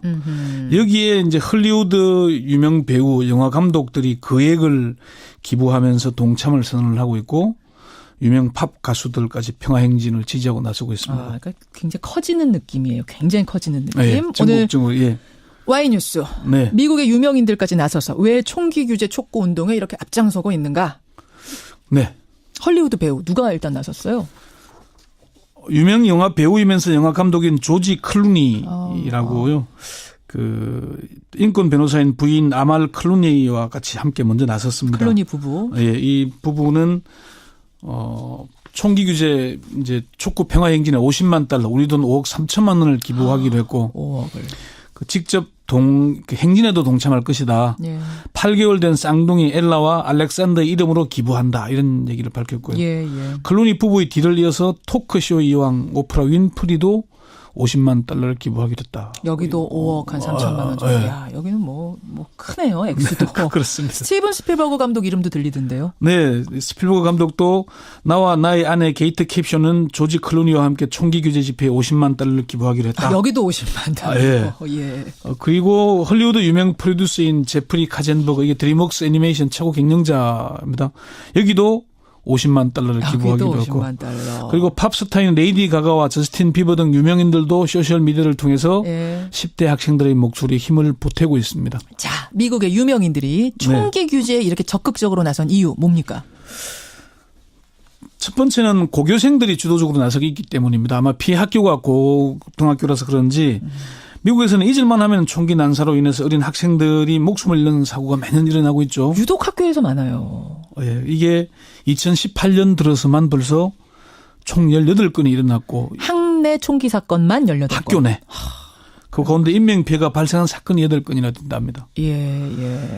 플로리다주 총기 난사 사건이 일어났는데 고교생들이 백악관 앞에서 시위를 벌이는 사진을 혹시 보셨어요? 봤습니다. 그래서 사진 보면 상당히 충격을 받았는데 학생들이 도로에 들이누워서 뭐 가슴에 손을 올리고 있거나 아니면은 다음은 제 차례인가요? Am I next? 뭐 이런 뭐 편말을 들고 서 있기도 그렇더라고요. 하고 그런 모습들을 보면서 오프라 윈프리는 트위터에 1960년대 미국에서 벌어졌던 프리덤 라이더스 운동을 생각나게 한다. 이게 이제 뭐 인권 운동, 흑인 차별 철폐 운동이었죠. 프리덤 라이더스. 예. 그런 얘기를 할 정도로 이게 이런 고교생들이 적극적으로 나서고 있다는 점. 두 번째는 계속되는 총기 난사로 인해서 인명 피해가 일어남에도 불구하고 정치권에서 총기 규제 법안을 통과시킬 가능성이 없기 때문이 아니겠나 이렇게 보입니다. 바로 저도 이 부분을 좀 지적하고 싶은데 한두 번입니까? 총기 규제하자는 얘기가 나온 게. 이게 처음이 아니잖아요. 번번이 정치권에서 특히 힘 있는 자들이 막아서니까 뭐 문턱을 넘을 수가 없어요, 법안이. 당장 이 사건이 일어난 뒤에 플로리다주에서는 총기 난사에서 악용된 공격용 무기와 대용량 단창을 금하는 법안을 상정하지 않기로 결정을 했습니다. 금하는 걸 상정하지 않기로. 그러니까 이게 플로리다주 하원의 민주당 소속 의원이 법안을 상정을 했거든요. 그 반자동 돌격 소총 AR-15을 금하는 방안을 포함시켰는데 이 법안을 찬성 36대 반대 71표로 고려하지 않기로. 그러니까 미국에서 이렇게 했습니다. 지금 궁금해하시는 분들, 아니 정치권에서 왜 그렇게 막아요? 막는 사람들의 논리는 뭐예요? 이게 미국의 그 가장 강력한 이익단체가 하나 있죠. 전미총기협회라고. 맞습니다. NRA라고 있는데 회원이 500만 명에 달하고 2016년 한 해 동안 정치인들에게 쓴 돈이 $5,000만. 후원금 여러분. 네, 그리고 정치인들의 후원금 풀이 바로 거긴 거죠. 도널드 트럼프의 선거 운동에만 한 $3,000만 쓴 것으로 추산되고 있다고 하는 거죠. 그러니까 이게 우리가 생각하는 행간인 거고 겉으로 내세우는 거는 아니 총기를 규제해도 총기를 비밀리에 갖고 있는 사람이 있을 거다. 그럼 총은 총으로 막아야 된다. 그래서 규제 안 된다 이거잖아요. 미국 수정헌법 2조의 총기 규제를 총기의 자유. 수정헌법 1조의 언론의 자유를 표명하고 있지만은 여기는 규정하고 있기 때문에 그런 겁니다. 세 번째는 아무래도 나와 가족의 안전에 문제가 있다는 인식이 확산되기 때문일 겁니다. 조지 클루니는 우리 아이들의 생명도 달려있다 이런 말을 했거든요. 그리고 저스틴 비버가 리트윗한 기사를 보면은 국민의 80%가 총기 규제를 바라고 있다는 내용이 들어있기도 합니다. 그러다 보니까 캠페인이 지금 일파만파되고 있다. 그러면 권영철 선임 기자 이번에는 이 정도로 운동이 벌어지고 있다면 총기 규제가 정말 통과될 가능성 뭐 좀 높아진 거 아니에요? 우리나라 같으면은 통과될 것 같은데요. 미국에서는 쉽지 않을 겁니다. 사실 우리는 이 정도 되면 이제 광화문에 막 촛불 들고 많은 국민들이 모일 수도 있고 여론이 크게 형성되면 통과되잖아요. 그게 이제 아까 오프라 윈프리가 얘기했던 프리덤 라이더스가 1960년대에 워싱턴 백악관 앞에 20만 명이 집회를 했고 당시에 마틴 루터 킹 목사가 이제 뭐 나에겐 꿈이 있다는 연설을 하면서 아주 유명해진 그런 사건들이 일어난 거잖아요. 그래서 흑인 차별 철폐가 운동이 벌어졌던 것이고요. 지금도 이제 고교생을 중심으로 시민들이 모여들고 있기는 한데 3월 24일 집회가 얼마큼 커질지는 좀 지켜봐야 되겠지만은 현재의 미국 정치권의 움직임으로서는 힘들 겁니다. 힐러리 클린턴이 총기 규제를 주요 공약으로 내세웠다가 패배했다는 그런 분석이 있을 정도니까요. 그래요. 쉽지 않을 겁니다. 작년에 텍사스에 그렇게 뭐 기관총을 난사해도 결국은 법안 제대로 검토조차 하지 못하고 있는 게 미국 현실이거든요. 저는 이런 거 볼 때마다 미국이 정치적으로 선진국이다라고 하지만 정말 맞는가? 다시 한번 물음표를 찍게 돼요. 뭐 총기로 일어선 나라, 총기로 망해간다는 얘기가 나오고 있습니다. 그런 얘기가 미국 내에서 나올 정도라는 거. 미국의 지금 총기 규제 캠페인 운동이 번지고 있는 거, 이 현상 한번 들여다봤습니다. 권영철 선임 기자 수고하셨습니다. 네.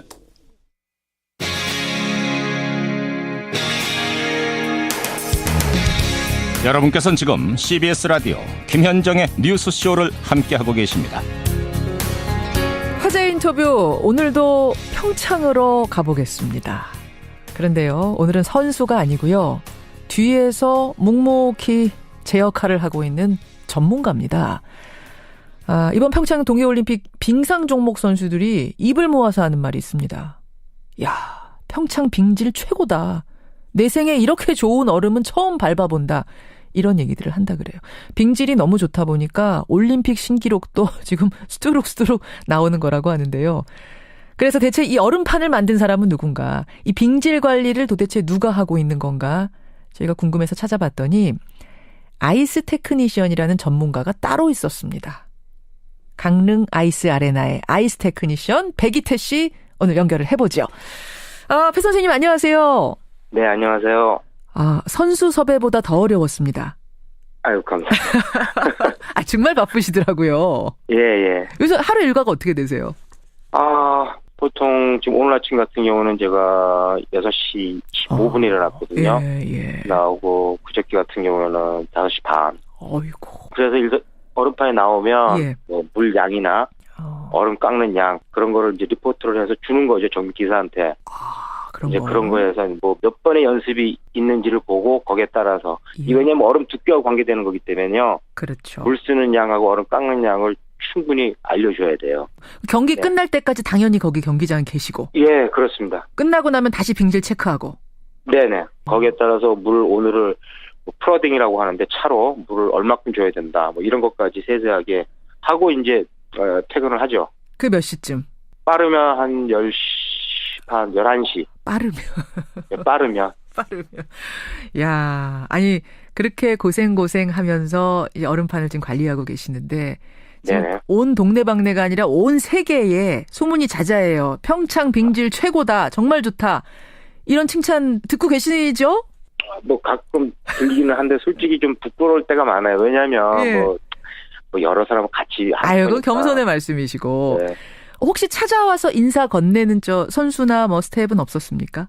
뭐 일단 쇼트트랙 대표팀 같은 경우에는 연습 때나 시합 전에 꼭 그 감독님 오셔가지고 너무 고맙다고 그러고. 너무 고맙다고. 그렇잖아요. 또 제가 한국 사람이다 보니까 또 쇼트트랙이 우리가 강하다고 보니까 한국 코치가 감독이 와서 자꾸 저랑 얘기하는 것 자체가 여기 또 외국 그 사람들도 있고. 조금 눈치 보이고 그런 거 있겠어요. 예, 그런 거 있죠. 그러니까 그냥 눈빛 보면 알아요. 제가 항상 저 눈인사하고. 예, 눈빛으로 고맙습니다. 예, 내가 엄지 한번 들어주고 막 그렇죠. 뭐 대놓고는 할 수는 없어요. 보고 있는데. 알겠습니다. 예. 일단 빙판을 만드는 그러니까 보통의 방법은 뭐예요? 저는 그거부터 모르겠어요. 그냥 물 넣고 얼음 얼리고 땡 이런 건 아닌 거죠? 절대 그건 아니죠. 절대 아니죠. 종목마다 다 달라요, 두께가? 원하는 두께가? 뭐 스피드를 요구하는 경기장들은 대략 한 3cm, 3.5cm 내외입니다. 스피드, 스피드 스케이팅, 쇼트트랙 이런 데는 좀 얇아야 되고. 피겨라든지 그럼 이런 데서. 피겨 같은 경우에는 선수들이 많은 점프도 하고 그렇지 않습니까? 그렇죠. 심한 경우에는 뭐 1.5cm, 2cm도 크게 나가는 경우도 있어요. 얼음 깨져 나가는 게. 한번 점프할 때마다. 그렇기 때문에 보통 5cm 정도 유지를 하거든요. 얼음 두께를. 다르군요. 원하는 얼음의 그 컨디션이라는 게. 그럼 어떻게 만드세요? 많은 사람들이 3cm면 한 3cm 정도의 물을 채워서 가만 놔두면 다 얼 것이다. 우리 먹는 얼음 얼리죠. 그러니까요. 근데 집에 그 얼음을 꺼내보세요. 불투명해. 뭔가 이렇게 공기 같은 것도 보이고. 맞아요. 그래서 이 경기를 하기 위해서는 굉장히 우리 적축을 한다 그러죠. 얇게. 대략 한 번 저희가 얼음 작업하는데 한 0.2에서 0.3mm 왔다 갔다. 겹겹이 쌓는 거예요. 한 번 물 확 부어가지고 3cm 만드는 게 아니라. 겹겹이 쌓는 거. 자, 그럼 피겨 경기장 5cm라고 하면은 0.2씩 쌓아야 되니까 어떻게 됩니까? 25겹. 아니죠. 250번. 그렇게 되는 건가요, 이게? 그래서 여러 번 반복을 하는 거죠. 보통 그래서 이제 마지막에는 이제 뜨거운 물도 많이 사용을 해요. 왜요? 한 40도씨 물이 일반 찬물보다는 조금 빨리 얼어요. 그래요? 저 몰랐어요. 신기하게도 그런 게 있습니다. 그래서 나중에 경빙차로 이제 싹 긁어내버리면 아주 지저분한 물질이 다 걷어 나오거든요.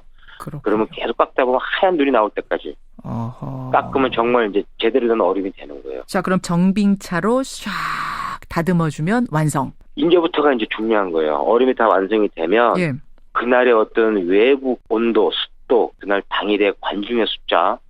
예를 들어서 기뻐서 웃고 박수치고 숨쉬고 하면 실내 습도도 상승하고 기온도 상승합니다. 그럴 수 있겠네요. 그러니까 1000명이 들어서 차는 것과 200명이 들어 차는 거는 공기가 다르고 얼음이 녹는 게 아주 미세하지만 차이가 있을 수 있다는 말씀.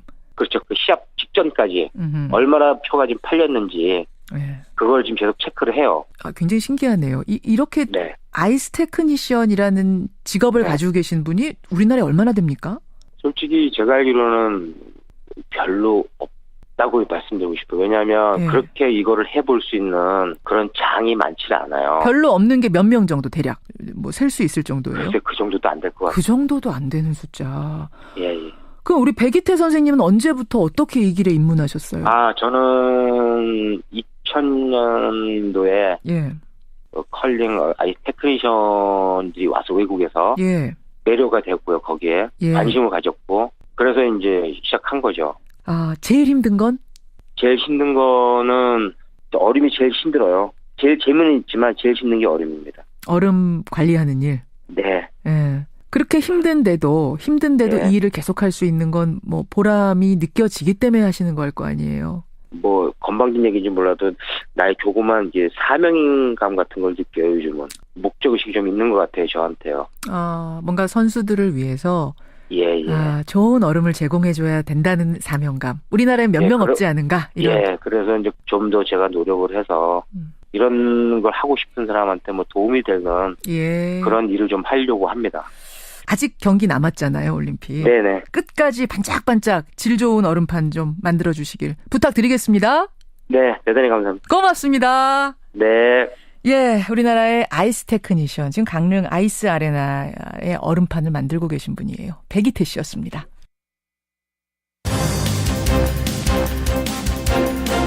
(250겹이랍니다) 여러분. 얼음을 얼리고 또 얼리고 결국 이런 노력이 숨어 있는 거네요. 저는 이 얘기 들으면서 겹쳐지는 게 저희 7분짜리 인터뷰 하나 섭외하려고 3일씩 일주일씩 심지어는 6개월을 섭외할 때도 있습니다. 매일 전화하면서 결국은 눈에 보이지 않는 이런 노력들이 다 뒤따라야 하는 거구나. 다시 한번 깨닫게 됩니다. 이것이 인생이네요. 김현정의 뉴스쇼 오늘은 여기까지입니다. 저는 내일 아침 7시 반에 다시 돌아오죠. 고맙습니다.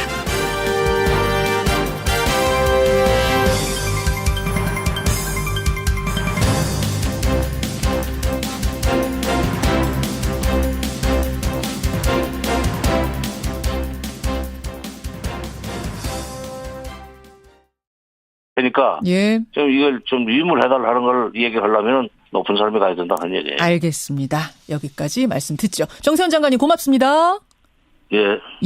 정세현 전 통일부 장관이었습니다.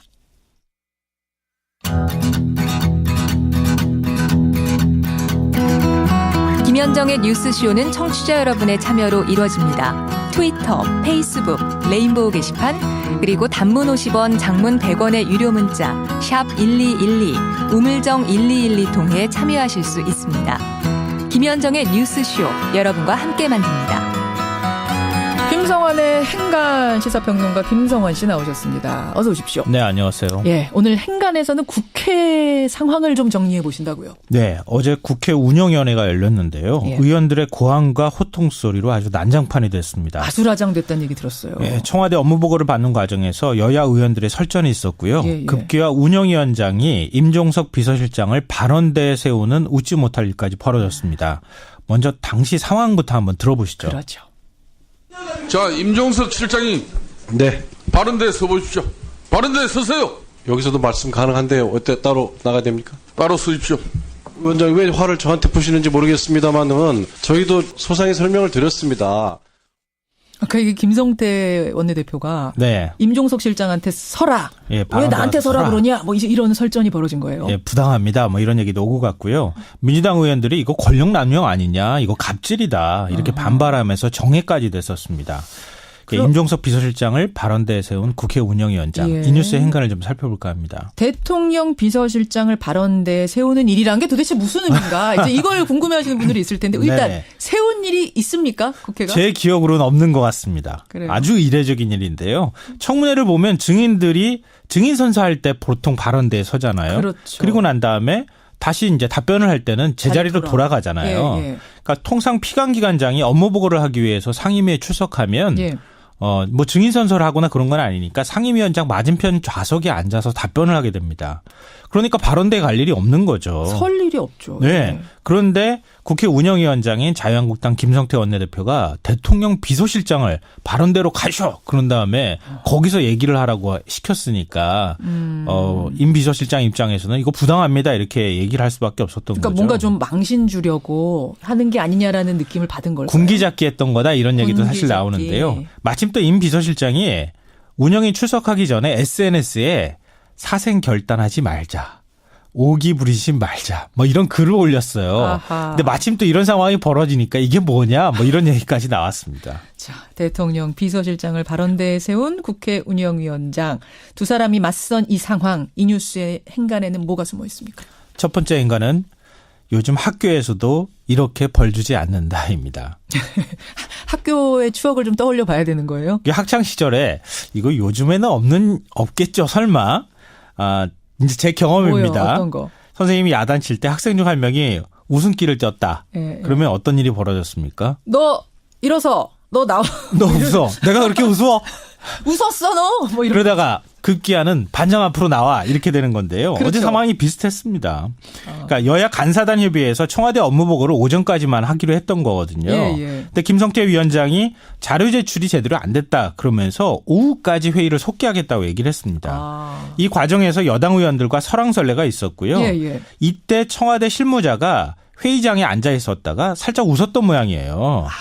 그러자가 김 위원장이 웃은 사람 일어나라 이렇게 얘기를 한 거예요. 그러자 그 실무자가 아니 저는 안 웃었습니다. 이렇게 얘기를 했는데 여기서부터 그러면 CCTV에 한번 확인해 볼까? 이 상황까지 간 거는 좀 제가 볼 땐 심했다고 봐요. 자 그럼 반장 나와 이렇게 된 거예요. 네, 반장 임종석 비서실장 발언대로 나와 이렇게 된 거예요. 아 이렇게 된 사연이구나. 요즘 학교에서 이런 일이 있나요? 학생 인격 모독이다, 인권 침해다 이런 지적받기 딱 좋은 상황 아닌가 싶은데요. 그러게요.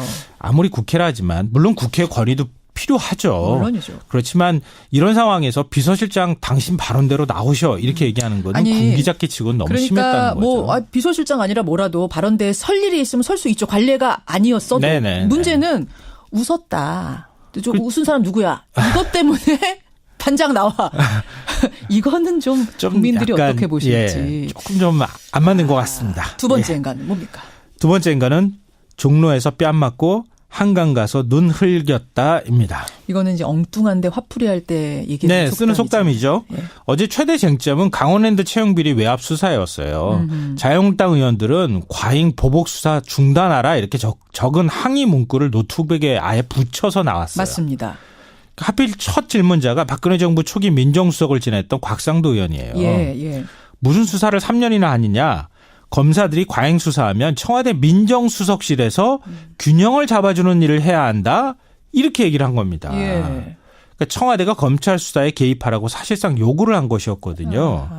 임 비서실장이 아니 검찰 수사 그러면 저희가 그렇게 하겠습니다. 이렇게 얘기를 해버리면 검찰 수사에 개입하겠다는 얘기가 되잖아요. 우리가 어떻게 균형을 잡습니까? 네, 불가능합니다. 이렇게 얘기를 했는데 이 소식이 언론에 바로 속보로 전해졌고 엄청난 비난이 쏟아졌거든요. 이런 상황에서 뭐 설왕설래 오고 가고 이러면서 웃는 장면이 나오고 그러니까 임 비서실장 나와 이렇게 된 거예요. 그러니까 그 웃음 전에는 또 이런 일이 있었던 거군요. 네, 맞습니다. 지금 역으로 상황을 하나하나 밟아가고 있는 건데 마지막 행간은 뭡니까? 마지막 세 번째 행간은 전사와 투사의 품격을 보고 싶다입니다. 김성태 원내대표가 원내대표 되고 나서 그 직후에 한 표 차이로 신승을 거뒀죠. 할 때 얘기했던 게 맞아요. 내가 투사할 거니까 홍준표 대표는 이제 뭐라 그러죠? 품위 있게 품격 지켜라 이런 얘기를 해서 화제가 됐었어요. 근데 정확한 표현으로는 내가 전사하겠다 이거였어요. 그러자 민주당 우원식 원내대표가 그럼 난 투사하겠다 이렇게 얘기를 했거든요. 맞아요. 그러니까 전사와 투사의 싸움이다 이런 얘기까지 했는데요. 했었어요. 진짜 잘 싸우는 전사와 투사는 뭡니까? 경기 룰을 제대로 지키면서 품격 있게 싸우는 거예요. 그럼요. 근데 지금 국회 돌아가는 모습을 보면요. 품격은 저 멀리 가 있는 것 같아요. 막 싸우고 말 대포 쏘고 막 이런 모습들 자꾸 보이거든요. 청와대 운영위원회 뭐 운영위원회에서 청와대 불러낼 수 있고 또 거기에 대해서 답할 수는 있지만 이렇게 막 싸움하는 것처럼 이런 모습을 여야가 보여주면 국민들한테 실망감이 너무 크니까요. 그러게요. 청와대나 여당도 자제하고 야당도 좀 자제해서 품격 있는 싸움 좀 해봤으면 좋겠습니다. 그리고 또 청와대 관계자가 푹 하고 정말 웃었다면 그것도 사실은 좀 무례한 얘기도 하죠. 여기까지 오늘의 행간 김성환 씨 수고하셨습니다. 네, 고맙습니다. 그 웃은 게 사실이라면 웃긴 일을 했으니까 웃은 거 아니겠느냐. 이런 문자도 꽤 많이 나오고요. 도대체 그 정황이 어땠는지 더 궁금하다라는 문자들도 꽤 많이 들어옵니다. 2부로 가죠.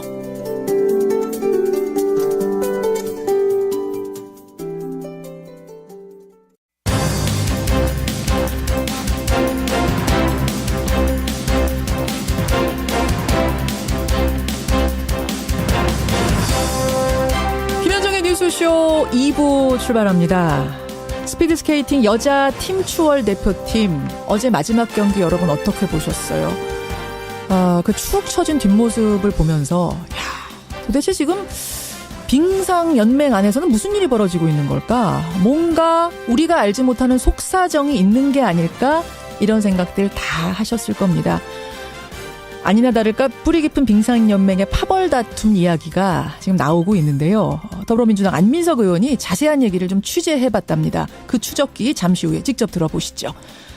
목요일에 코너 탐정 손수호에서는 제주도 여행을 떠난 20대 여성이 게스트하우스에서 살해당한 이 사건 여러분 기억하실 겁니다.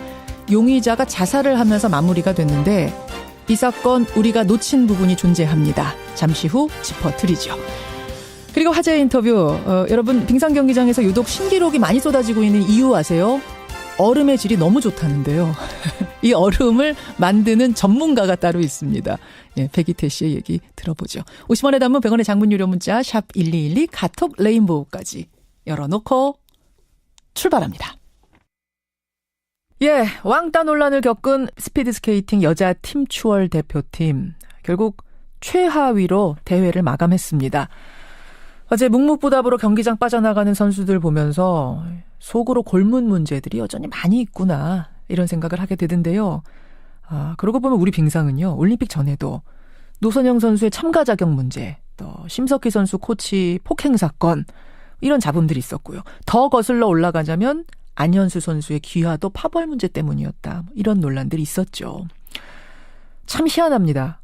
왜 유독 빙상에서는 이런 논란들이 끊임없이 벌어지는 걸까요? 결국은 이 빙상연맹 내에 고질적인 문제가 있는 거 아니냐, 빙상적폐가 있는 거 아니냐 이런 얘기가 나옵니다. 자, 이분은 어떻게 보실까요? 국회 교육문화체육관광위원회 소속입니다. 더불어민주당 안민석 의원 연결을 해보죠. 안 의원님 안녕하세요. 네, 반갑습니다. 안민석 의원입니다. 일단 어제 여자 팀 추월 경기는 어떻게 보셨어요? 좀 씁쓸하게 봤고요. 평창올림픽이 마무리되어가는 이 시점인데 찬물을 끼얹는 격이어서 좀 안타깝고요. 왜 하필 이 빙상에서만 아주 특별한 사건들이 생길까? 그러니까요. 이것을 제가 유심히 주시하고 있고요. 저 역시 이 빙상 적폐를 청산하지 못한 책임으로부터 자유로울 수 없고요. 상임위를 계속 위축해 있었으니까요. 그러네요. 지금 목소리가 상당히 찹찹하세요. 특히 이번 이 사건은 반드시 진상규명이 필요하다고 생각합니다. 자, 그럼 도대체 이 사건부터 좀 얘기를 풀어보죠. 이게 뭐 어린 선수들 사이에서의 일회성 갈등, 단순한 해프닝일 수도 있습니다만 말씀하신 것처럼 워낙 빙산 쪽에서 시끄러운 잡음들이 그동안 많았었기 때문에 이번 건도 결국 그 안에 내재된 문제 때문 아니냐. 특히 지금 국민 여론은 뭐 청와대 청원에 지금 55만 명이 넘게 서명할 정도로 전면규하기로 했었다는 뒷얘기가 어제 알려진 겁니다. 그런데 그 회동 2시간 전에 북한이 일방적으로 이 대화를, 이 회동을 취소했다. 라고 어제 미국 워싱턴 포스트가 보도를 했고 미 국무부도 인정을 했습니다. 그러니까 펜스 부통령이 겉으로 보인 것과는 전혀 다른 상황들이 뒤에서 펼쳐지고 있었다는 게 좀 놀라운데요. 이 상황이 의미하는 건 뭘까요? 이분의 시각, 이분의 해석을 듣겠습니다. 정세현 전 통일부 장관 연결을 해보죠. 정세현 장관님 안녕하세요. 예, 안녕하세요. 오늘 주제 들어가기 전에 저 이것부터 좀 여쭙게요. 네. 지난번에 출연하셨을 때 김여정 부부장 오기 전이었잖아요. 예. 예, 그때 김여정 오면 남북 정상회담 하자고 분명히 그럴 거다. 그거 아니면 올 이유가 없다라고 너무 단정적으로 말씀을 하셔서 저는 이거 틀리면 어떡하나 좀 걱정했는데 정확하게 맞추셨어요. 예, 뭐 어쩌다 모르게 글댔어요. 어쩌다 아니 어떻게 이렇게 확신해서 말씀을 하실 수 있었어요? 아 그래도 이렇게 말할 때는 확신에 차서 얘기해야죠. 그러나 저도 뭐 조마조마했는데 뭐 결과적으로 맞았어요. 예. 그러셨습니까? 하여튼 쪽집게 같이 남북 정상회담을 맞춘 분 정세현 전 장관. 근데 아마 이거는 예상 못하셨을 거예요. 김여정 그리고 펜스가 오기 전에 한국 방문하기 전부터 비밀 회동을 약속하고 왔었다는 거. 이거는 정 장관님도 놀라지 않으셨습니까? 그건 몰랐어요. 그런데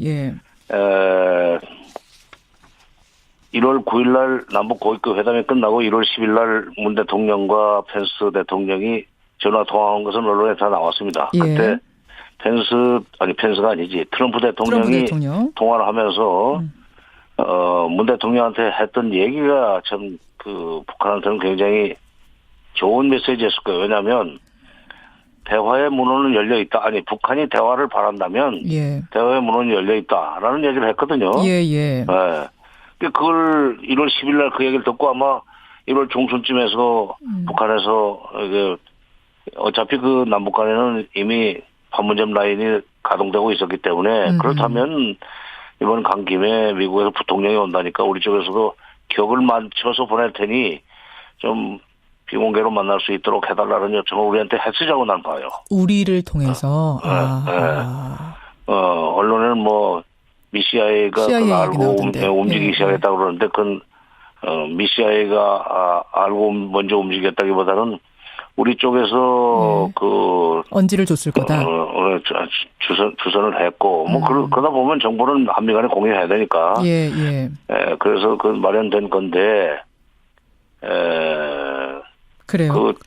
그래서 10일 날 뭐 일방적으로 취소했다고 그러는데 취소한 게 원래 일방적인 거예요. 합의해서 취소하는 건 없습니다. 물론 취소는 일방적인 거. 그러니까 지금 정리를 좀 해보자면 어쨌든 문재인 대통령 1월에 문재인 대통령하고 트럼프 대통령 통화 내용을 듣고 북한이 대화 좀 해보자라고 밑으로 이제 의견을 넣었을 거고 미국이 그걸 받아들이면서 그러면 개막식에 만나서 펜스와 우리는 김여정을 보낼 테니 만나자라고 약속까지 하고 왔는데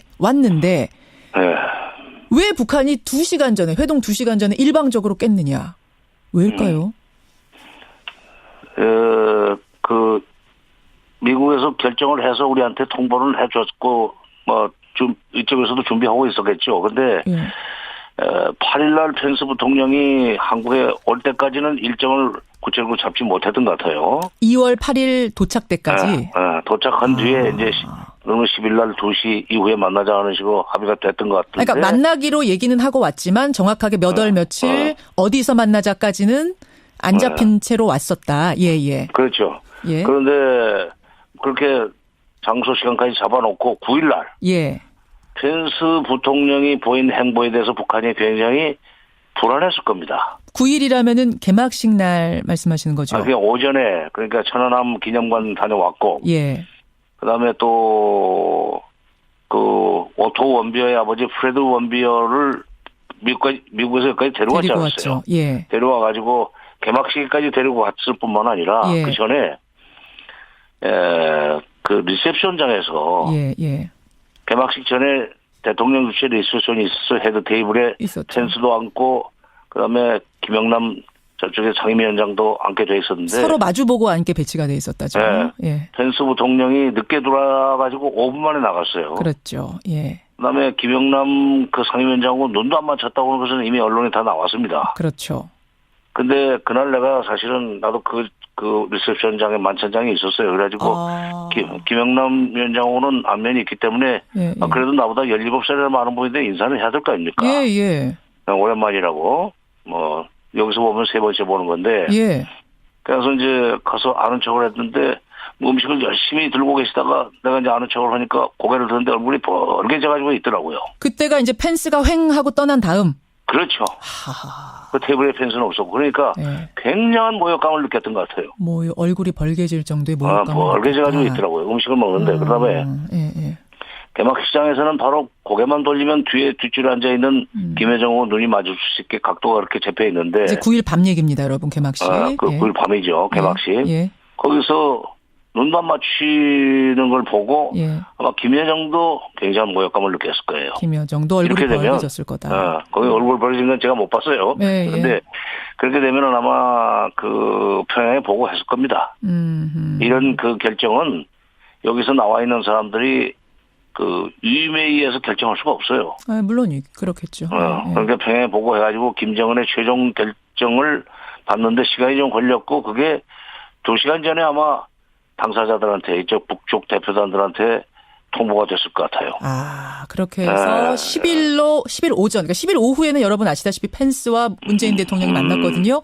오전에 김여정과 펜스가 만나기로 했었는데 2시간 전에 북한이 취소했다. 그렇게 촉박하게 취소한 건 김정은의 결단이 있어야 되니까. 결단이 물론이죠. 그러니까 여기서 그러니까 펜스 부통령의 개막식 직전 알겠습니다. 서울 도착 후 직전 행보 그다음에 현장에서의 그 사람의 여러 가지 행동 거지를 보고 이거 만나봐야 싫은 소리만 듣고 혼만 나겠다 하는 생각이 드니까. 그러면 장관님 펜스 부통령은 만나기로 약속까지 해놓고 와서 왜 그렇게 쌀쌀맞게 대했다고 생각하세요? 글쎄요, 그건 국내 정치적인 그 요소가 아닌가 하는 생각이 들어요. 미국 국내 정치? 미국의 지금 그 펜스 부통령은 어떤 점에서는 트럼프 대통령 못지않은 강경파입니다. 강경파죠. 그러니까 미국의 그 자기 지지층에 대해서 내가 이렇게 강하게 하고 있다는 것을 좀 보여주려고 그랬던 거 아닌가 하는 생각이 들어요. 또 한 가지 궁금한 건 이거는 당사자들이 입 다물면 그냥 묻히고 가는 거였는데 왜 열흘이나 지난 어제 이걸 미국이 흘렸을까? 왜 공개했을까? 봐서 그 펜스 부통령의 정치적 입지 때문에 그런 것 같아요. 그게 무슨 말씀이세요? 무슨 말이냐면은 여기서 그렇게 그 동선이 겹치지 않도록 해달라는 얘기 했다는 것도 다 나왔지만은 장관 북한 대표단을 쳐다보지도 않았다. 그다음에 늦게 갔다가 5분 만에 나왔다. 김영남 그 같은 밥 먹는 테이블에 마주보고 있는 김영남하고도 인사도 안 했다 하는 거 가지고 미국 내에서 여론이 안 좋았어요. 무례했다. 너무 매너 없었던 거 아니냐. 정치권에서도 비판이 나왔죠. 생각해 보십시오. 세계 최강국의 명색이 부통령이. 그렇죠. 그렇게 그 속 좁게 그러면 되겠어요? 아주 나중에 그 이튿날 만나서 싫은 소리를 할지라도. 그 지금 거리에 그 테이블이 그렇게 크지 않기 때문에 5m도 안 되는 거리에 있는 사람의 눈도 안 맞추는 거 이런 거 가지고 이제 비판이 나오니까 나 잘못 없어 라고 이제 면피용. 언론 플레이라고 했던데 일종의 면피용으로 내가 그럴 만한 이유가 있었어라는. 북한이 깼어 내 약속. 이 얘기 하려는 거다. 자, 시간이 얼마 안 남았지만 제가 2가지는 질문 드려야겠습니다. 하나는 그럼 이제 어떻게 할 것이냐. 북미 대화가 있어야 지금 남북 대화도 있는 거고 이렇게 이어져야 되는 건데 어떻게 해야 돼요 이제? 보도 보니까 외교부에서는 이방카가 다녀간 뒤에 한반도 평화교섭본부장 그러니까 육자회담 수석 대표를 미국에 보낸다고 그러네요. 그래가지고 이 상황에 대한 정보를 공유하고 대책을 논의한다 그러는데 저는 그보다 높은 급이 가야 된다고 생각합니다. 이거는 미국의 대통령이 결정해야 될 문제예요.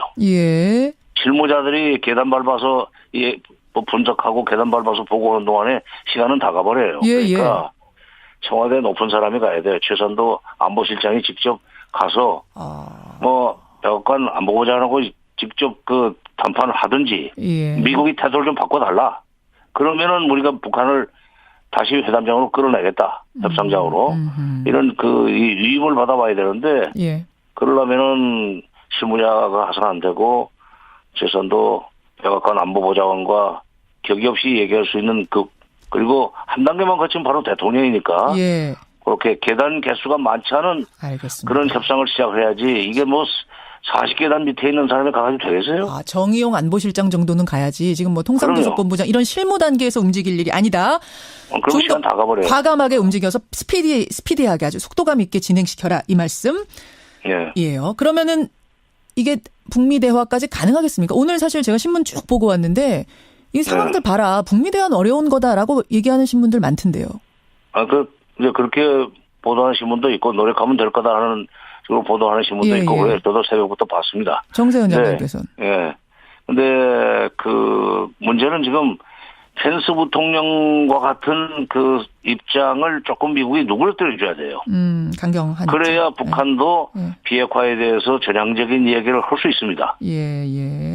서로 지금 양쪽에서 장외에서 기싸움만 하고 있는데 그러지 말고 미국의 태도를 조금만 누그러뜨려주면 그걸 가지고 우리가 남북 대화 채널을 통해서 북한 태도 변화를 유도할 텐데. 김현정의 뉴스 쇼.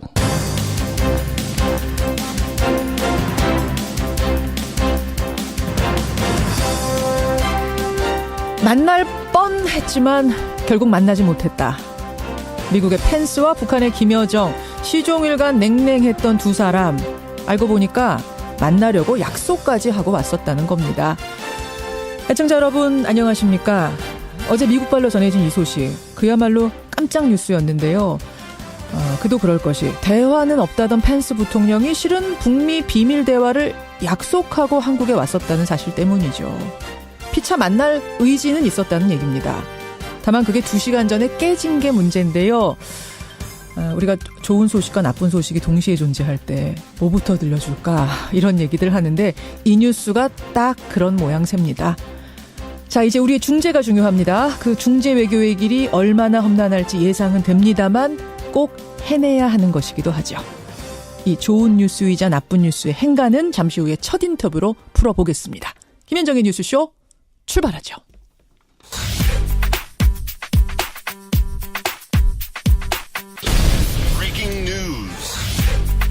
김현정의 뉴스쇼가 주목한 오늘의 포인트 김정훈 기자 나와 있습니다. 어서 오세요, 김 기자. 네.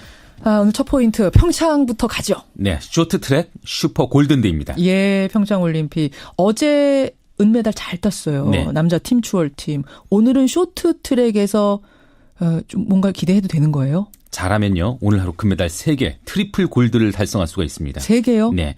오늘이 쇼트트랙 종목 마지막 날이거든요. 예. 우리 대표팀은 남자 500m, 여자 1000m, 그리고 남자 5000m 계주에서 금메달 사냥에 나섭니다. 근데 공교롭게 집안 싸움이 될 것 같거든요. 그래요. 남자 500m에서는 서희라, 임효준, 황대현 선수가 승부를 벌이고요. 예. 여자 1000m에서도 심석희, 최민정, 김아랑이 메달을 놓고 다투게 됩니다.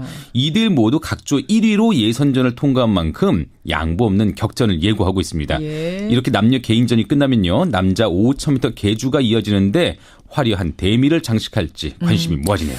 뭐 메달이 그렇게 중요하냐 어쩌냐 얘기하지만 그래도 따면 기분 좋은 거잖아요. 그럼요. 네. 잘했으면 좋겠습니다. 어제 기분 좋은 소식 얘기도 정리 좀 해주세요. 네, 스피드스케이팅 남자 팀 추월 경기에서 이승훈, 정재원, 김민석 대표팀이 은메달을 목에 걸었죠. 예. 결승에서 노르웨이의 간발의 차이로 지긴 했지만 소치 올림픽에 이어서 2대회 연속 은메달입니다. 예. 특히 올해 30의 이승훈 선수 역할이 돋보였는데요.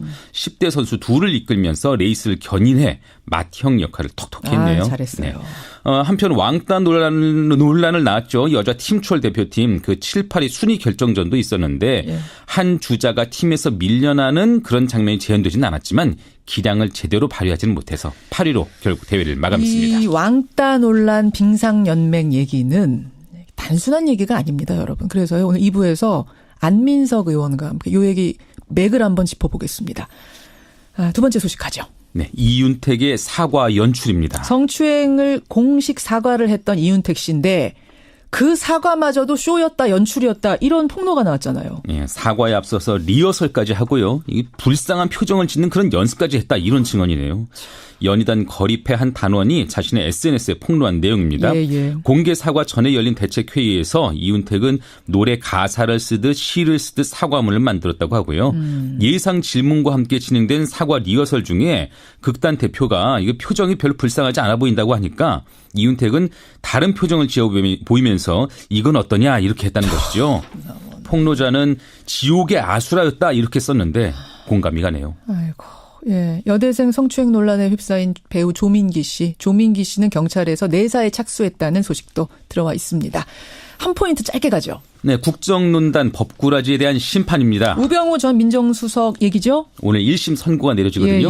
미르 K스포츠재단이 불법 설립될 때 직무감찰 등을 하지 않고 진상을 은폐했던 혐의, 또 문화체육부 등 여러 부처에 부당한 지시를 내린 혐의로 재판에 넘겨진 지 311일 만입니다. 검찰은 우 전 수석에게 징역 8년을 구형한 상태고요. 우 전 수석은 이외에도 국가정보원을 동원해서 불법 사찰을 벌인 혐의로도 별도의 재판이 진행 중이기도 합니다. 여기까지 오늘의 포인트. 김정은 기자 수고하셨습니다. 네. 펜스 부통령께서 청와대 내에서 김여정을 좀 만나려고 했는데 북한이 입장을 바꿔서 무산됐다라고는 외신 보도가 있었습니다. 이게 사실입니까? 지금 확인해 드릴 수 있는 사항이 없습니다. 평창 올림픽을 계기로 한 미국과 북한의 만남 불발은 북미 대화가 쉽지 않음을 보여준 것이란 평가가 나옵니다. 예, 올림픽 개회식 때 우리나라 방문했던 미국의 펜스 부통령 그리고 북한의 김여정 대표단. 다들 기억하실 겁니다. 서로 눈도 안 마주쳤고요. 정말 싸늘했던 거 이런 분위기 기억들 하실 텐데요. 심지어 펜스 부통령은 김여정하고 동선 겹치지 않게 해달라 이렇게 사전에 부탁했다는 얘기마저 나왔었죠. 그런데요. 실은 이 기간을 활용해서 미국과 북한이 비밀 회동을 하기로 약속을 했었고 심지어 장소는 청와대가 제공